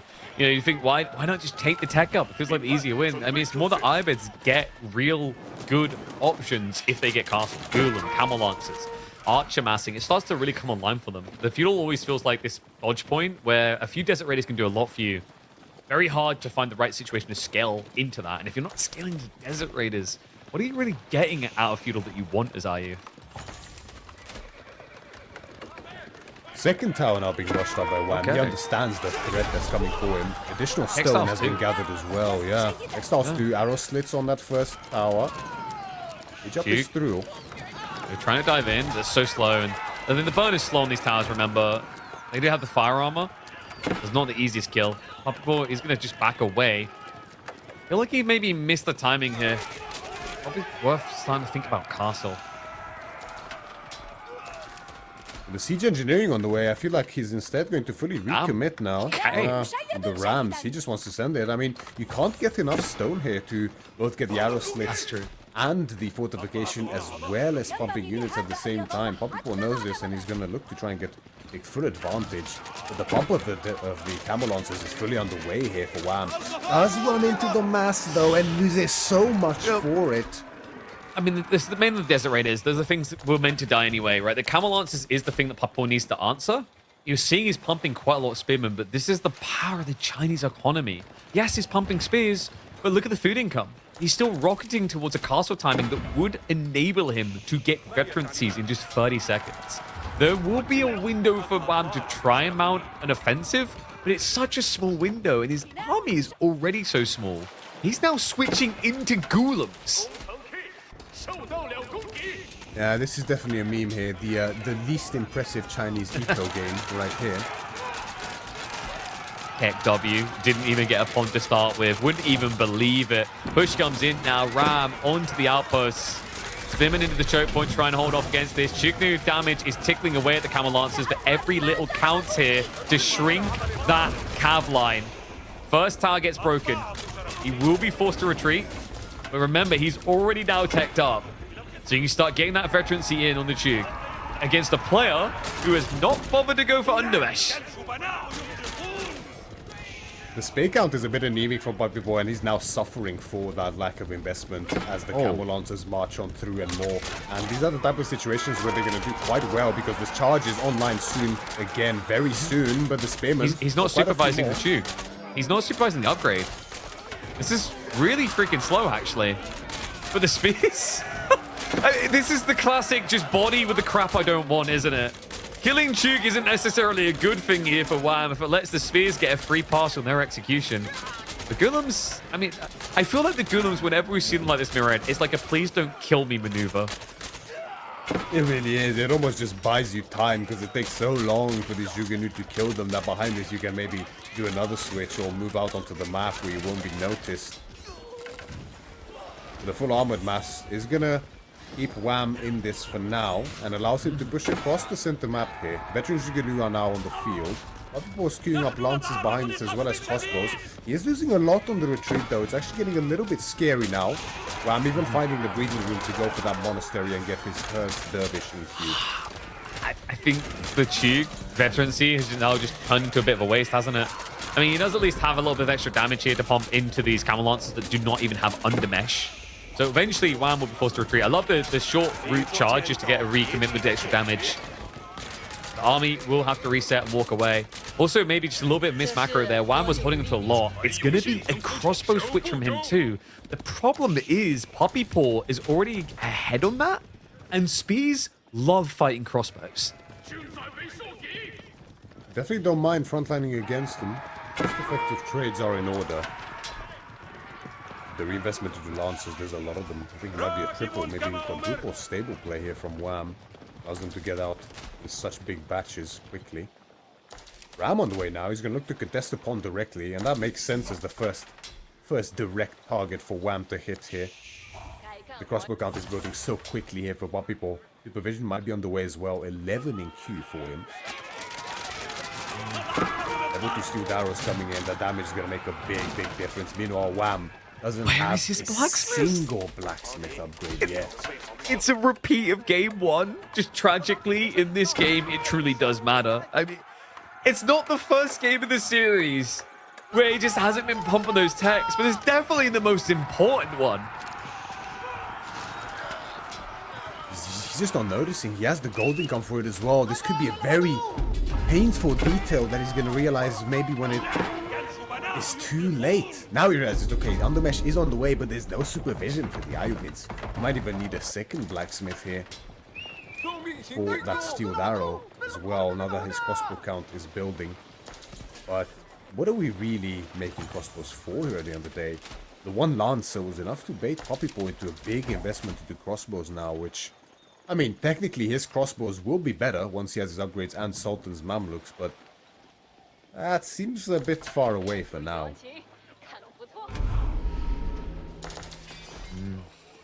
Wham. My concern here is, like, you back up this much, there's a risk you do just lose full pawn control.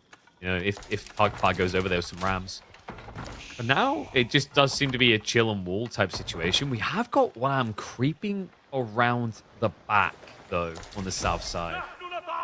He's looking to make a move with those cam lancers onto Puppypaw, who I believe is actually gathering the deer right now. A big hit by the lancers could really help Wham out in this case and give him the breathing room he needs to recover. And there's a lot of targets to hit as well. Don't attack the building, don't attack the building, don't attack the building. He attacks the building. Villagers are still going to be slow to pull away, though. So Cam Lancers will find some hits. Puppypaw, in the meantime, looks to A-click Ooga Booga into the base. Crossbowman to clear the Golems. And Wallalow to get rid of the Camel Lancers for the moment. They do steer over towards the Taxmen instead. And the push continues. The Mangonel strat. Oh, that ends up being bailed on. He says, you can't get away. Distract them. Crossbows and archers just try to use it to buy a little bit of time. Puppypaw with strong numbers here. And if you look at that gold, the amount of outpost commitment shows you how desperately Wham needs that to keep the income up. Yes, and the Manjanique, well, this is how you deal with them. Prevent that mass from ever getting critical in the first place, as the very first Manjanique gets dealt with. Camel Lancers find some damage, but they're completely cleaned up. Undoubtedly not worth it here. Wait, did he not pull the workers away? Look at the worker count. Those bodies are peasants. Wham! Got distracted again in the midst of that. I think he was microing the military. So the workers were just prime targeting for the crossbows. On the gold as well. Only now has he dealt with a few palace guards and spears on the gold. All that idle time. Bodies around there as well. Wham just taking even more damage. It's getting harder and harder to believe, isn't it? Song Dynasty's just been inherently there all along, slowly eking out a bigger and bigger lead for Puppypaw. I think we've also had Wham. We've checked the pond, maybe over leveraging the fish. It's not an uncommon thing here when you have a timing attack or defense in mind to burn these all the way down to no food, which means you're now going to start having gaps in your income. He's not utilizing the shoreline fish either, unlike Puppypaw. You see, there's so many shoreline fish left for Wham. He hasn't even touched them. Meanwhile, Puppypaw is taking full advantage. So many of the fishing ships are actually on the shoreline. All of these are untouched and the gathering rate. And the costs will drop. Yeah. This might be the nail in the coffin here for Wham. He has 4 relics going for him, but with no fishing, where will he get the food necessary to hold a candle to this Chinese military now in full force?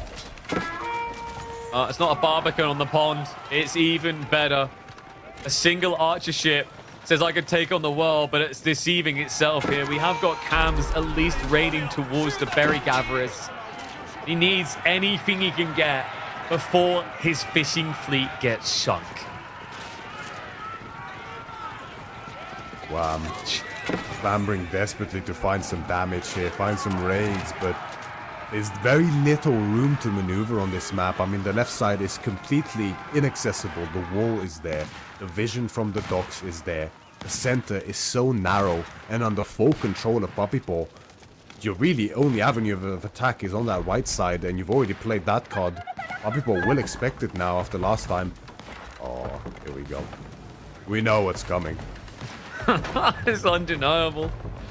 To cut the map straight down the center, Puppypaw just miles ahead at this point. Wow. He's ready to step up, but this is the crazy thing. Like, his bro is getting ready to go Imperial while having much more firepower to wield here. It just feels like inevitability is knocking. And he's just waiting to put that cherry on top of this Kawasan cake. All that food secured, and at the same time, all that food denied from Wham. Wouldn't surprise me at all if Wham just taps out the moment this Imperial Age notification comes through for him. You wouldn't be able to blame him either. I mean, what can you even do? Even if you had the resources to match the timing, the House of Wisdom, it will take so long for the to actually click through. And he's fudged the numbers with this. You know, they were perfectly even before this series. 60 wins, 60 losses. Now it's going to be a 2-point lead. You know how difficult it's going to be to recoup these numbers, Myriad? Especially the way that Puppypaw is currently playing in the Master Finals. Yep, he's going to need to 3-1 him back exactly to maintain that 50% in the next time they meet. This said and done, absolutely. Checkup complete. 1 voucher on, please. And a ticket through to the upper bracket finals, if you don't mind. The Bauchan is going to clean up whatever stragglers are left on this water. Fishing ships or military ships for that matter. Although there are no military ships left for Wham. Wham stays in it. This is the last game of the series. He's going to fight tooth and nail to clamber back into this. The Imagine count is now building up to 2 at this point in time. Not quite enough, and they do technically outrange the Great Wall Gatehouse, but not utilizing the full damage when doing so. So even if he wants to take it down, he's going to be here all night. Puppypaw, bit cheeky to already being queuing up hand cannoneers. Are we maybe getting ahead of ourselves slightly? The relic coming as well. I was like, well, everything is going to be required here, lads. Maybe Puppypaw, like, you know, I pulled a few of the keys out of his keyboard. Maybe he'll accidentally A-click into me. Altron will be intercepted by a double demo at least. So fishing will stay alive a little bit longer. It feels like Wham is trying to go Imperial. He has to, right? He has no choice. He can't possibly fight this army. Castle Age, Imperial Age, but it's the classic.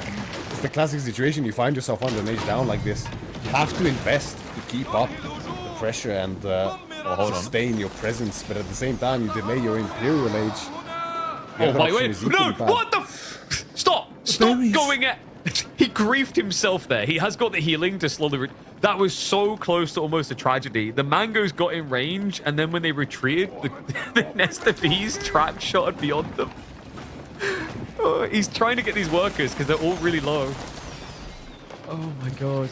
Can't even find the right angle to actually start the bombardment of these Manganiques who are now, well, humping each other. Is that how they make more Manganiques? Apparently so. Let's see if he makes a fourth one. That would confirm the theory. No, not It's unorthodox, but we did already cover that the Canadians have cloning, so... It's true. He does manage to click the button for Imperial Age. Finds the resources to do so, reinforcement, and... Well, we know that Desert Raiders in Post Imperial are magic, but with this full surround from Puppypaw, with the upgrades, the Wallow... Retreats away. Manganique spread fire is good here. The Puppypaw, remember, he's got those elite techs in. Wham's army cannot stand long against it. He's banking everyone on the Manganiques. He's even got the workers on the front line.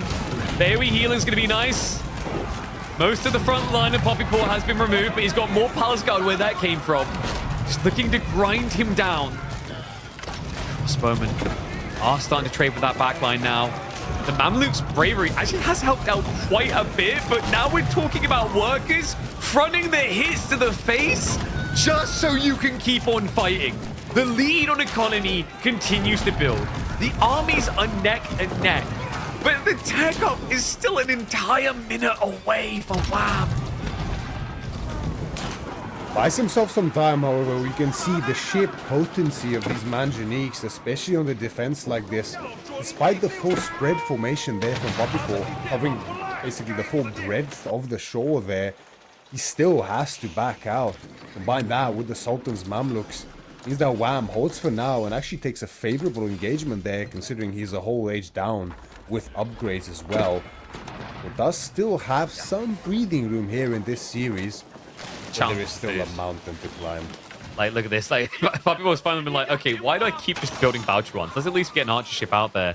And now, he's taken the fish. Like, this is where things get really difficult. The Manganiques, they're disgusting. You know as well as many. Like, it's ridiculous what they can do. They achieve a great feat there.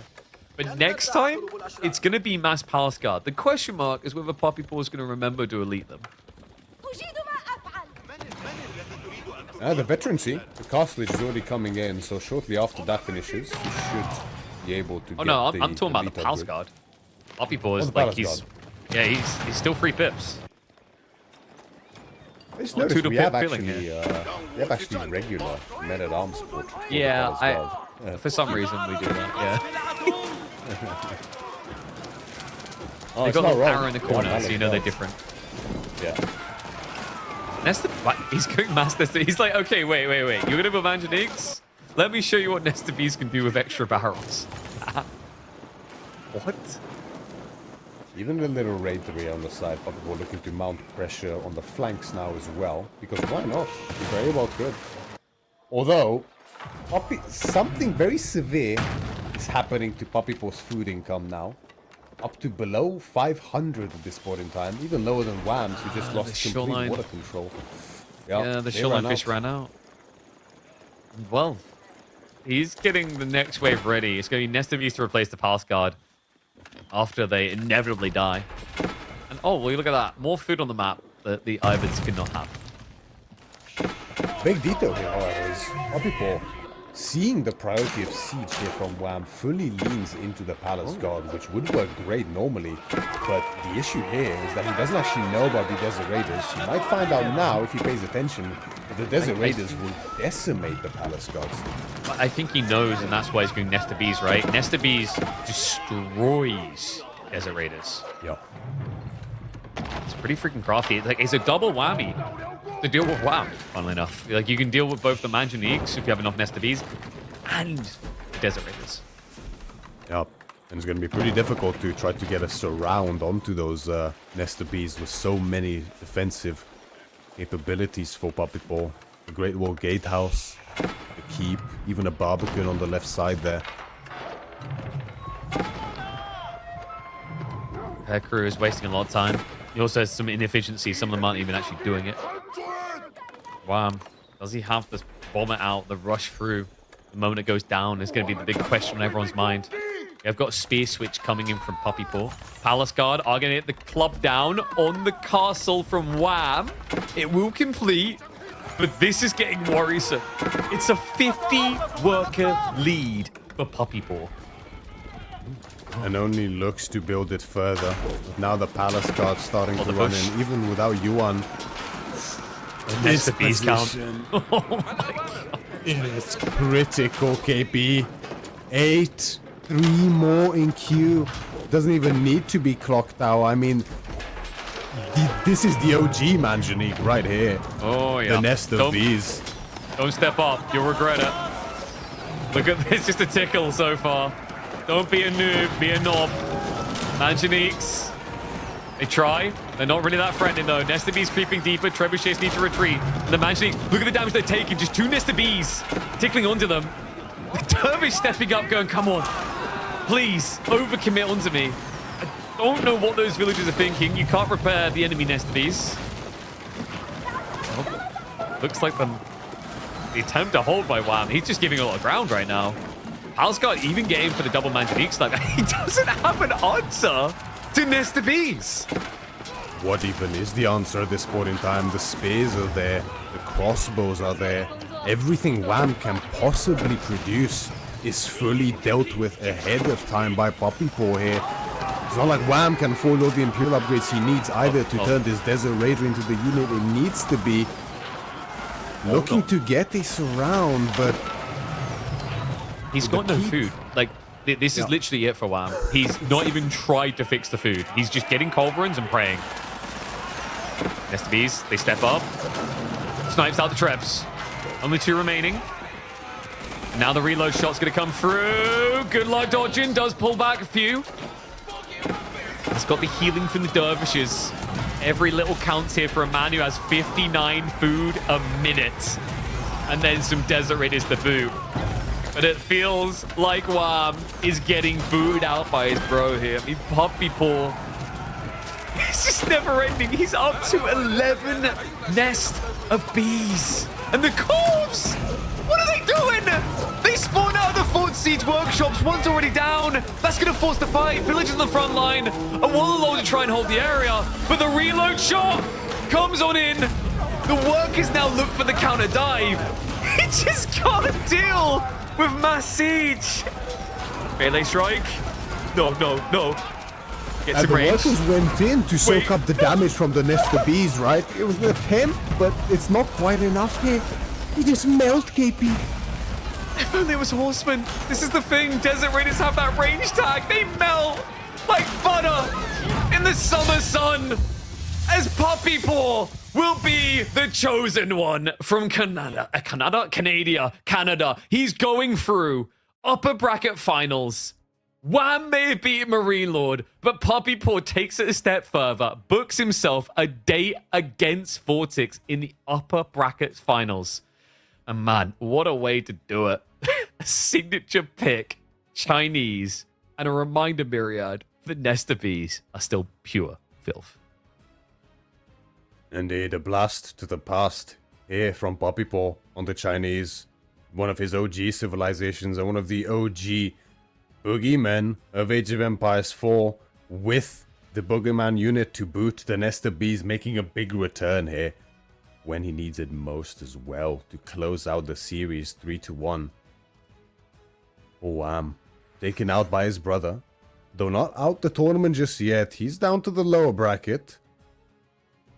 Gonna have to face some pretty potent players there as well, as we have seen. Not an easy fight there either. No, it's easy. It's just a rematch, right? Like, you know, he just needs to get through Beastie, and then he gets the rematch against Marine Lord, unless Anatan turns up. I mean, it's tough, right? Like, that lower bracket is just sharks waiting to feast, right? We've got Beastie showing back on form with a 3-0 over Luciferon, Marine Lord waiting there who 3-0'd Louis MT. Realistically, there's no easy routes to this, right? Everywhere is a minefield waiting to kill you. It's true. That's the level of competition we're witnessing at this point in time. The margins are so thin. Despite 3-0s, we talk about it all the time, right? And players mention as well. The level is always increasing. The plays are very close. But the levels are shifting day by day. A 3-0 one day might be completely the other way the next day, right? It's very much possible. Some players have off days, some players have great days, and that often determines results, and that is part of competition in any sport for that matter, not just esports or Age of Empires 4 for that matter. That's what keeps things so exciting as well, and enables such fantastic results back and forth in tournaments, leading to a great show for us all to enjoy here. Yeah, and now that means tomorrow we get into the stories of like Wham, Beast in a best of 7, Anatan, Marine Lord in a best of 7, because we're done with the BO5s, and it's a different dynamic then that you have to consider compared to your BO5s. You heard it earlier from some of the players. I mentioned Beastie was saying, it's very different once you get to BO7s, BO5s. He doesn't feel stable. We're gonna have to like really stick it to the test because we've seen a lot of upsets in a best of 5 format. Anatan's win over Marine Lord, Wham's over Marine Lord, Vortex over Beastie, so dominantly. It's a completely different ball game, and the thing we have to keep in mind is with this new snipe system, an unexplored one. Yeah, the complexity of drafting really comes to fruition in these longer sets. That is when your mind is fully put to the test, and your understanding of the matchups, of the maps, and ability to read into the future as well. Understanding what makes the difference when these sets go the longest and you're left with the civilizations that you would hope you never even needed to play. Well, it's finally time to talk to our final victor of the day. We've got Puppypaw on the line to give us a little bit more in-depth analysis of the strategies, the meta, and how it feels to have to be the one to slay your bro. Puppypaw, congrats on the win, mate. I always say these are like bittersweet victories, though, because you do have to put your brother down in the lower bracket to do it. Also, kind of a wild experience, I guess, because your biggest scrim partner, I guess when you get into these, it comes down to who held some secrets back in your scrims, right? Well, we didn't practice this week, which I think probably was a mistake, but yeah, I still have a good idea of what he likes and what he doesn't like, especially when looking at his drafting, and obviously I know his playstyle very well, but yeah, we didn't practice this week, so it was a bit of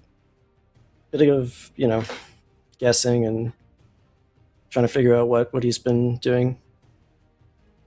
Talk to me about like how work-life balance works, right? Because it's not easy to keep up with these people that are grinding full-time hours on AoE4 alone while having to do a 9 to 5. How do you approach that, and how do you turn that into maybe some sort of advantage?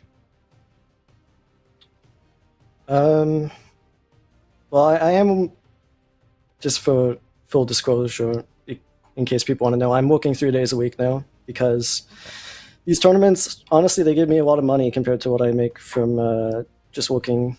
Yeah, I'm still working a lot, like 3 days a week compared to most of these top pros is not easy to manage. But it does take off some stress, and I still think about the game a lot. I still watch the game a lot. Yeah, I really have to keep this like tournament mindset where I'm just thinking about the game like a lot of the time, even if I'm not playing. I think there's been players that have proven the advantage of that, right? Mister's always been the S tier example of like you can not be actually playing the game for half a year and it'd be a good thing. We've heard it from Renal before. I guess there's such a thing as like overthinking it, and I guess now's probably a good time, right? Like with the new civs, new patch, there's a lot of theoretical and not much time to practice it all. Yeah, I think with the new drafts and obviously the new civs coming out, and there's a lot of fresh stuff, and the meta has changed a lot since the last tournament. So I think for me that's exciting. I always feel like I do better in that type of environment. Yeah. And we got to talk about what's coming up, right? Vortex, I don't know if you felt it as well. I said it in his interview. I think he's quickly becoming the one to beat in this tournament. How do you go about approaching that? I think Vortex, yeah, he's looking super strong. He's obviously done very well in the KPMs and in this tournament, right? He's 3-0 versus Anatan, 3-0 versus Beastie. Yeah, I think I have a decent chance. Like, I always approach the matches a lot different, I think, than most players in the way I draft and the way I play. So I'm not going to play his style. I think I'm going to try to mix it up a little bit, and yeah, I'm going to get him out of his comfort zone because when I watch those games, like I feel like he has an exact idea of what he wants to do, and he just executes them, and he's playing very, very well. So we'll see, but I think I'm just going to mix it up, and I'll have a good chance, I think. Sounds like the way you described it, it feels like the type of series that could easily be a snowball either way, maybe, with the different ideas on how you play the game versus how Vortex does. It could be a snowball, yeah. I think it's going to be a scrappy series. Like, I typically have pretty scrappy series with a lot of aggressive players. And I don't think this is going to change. Like, I think it's going to be back and forth. No, that's true. I still remember that Chinese game up against Vortex's Ottomans on Lipany, where he decided to outpost rush him in the feudal age and trebuchet him down. So no, it'll be a wild set, and I'll be excited to watch it, mate. But big congrats on the win. Looking forward to seeing what you got when you face off against Vortex tomorrow. Oh, sorry, next week. So you go get some rest. Enjoy the Sunday off. Unless Wikipedia lies to me, yes, we've got lower bracket tomorrow. What's your predictions there? Who's coming out of the lower bracket run out of Wham, Beastie, Anatan, and Marine Lord? I think it's going to be really tough. I mean, we have Wham versus Beastie, right? Yep. I'm going to go with Wham. I mean, he's my brother. I think he's playing pretty well. Like, he could have played better versus me, but in general, I think if he just plays his game plan, he'll be like a 60-40. I mean, Beastie's obviously, he showed that he's been playing pretty well, right? And I'll go with Anatan because he's a Giga Chad, you know? And I want to see him win, so yeah, Wham and Anatan. I do just want to be like, Jesus Christ. If I was your brother, I wouldn't want to be watching this interview right now. Like, jaw hits the floor. Like, he didn't just immediately say me. He had to hesitate.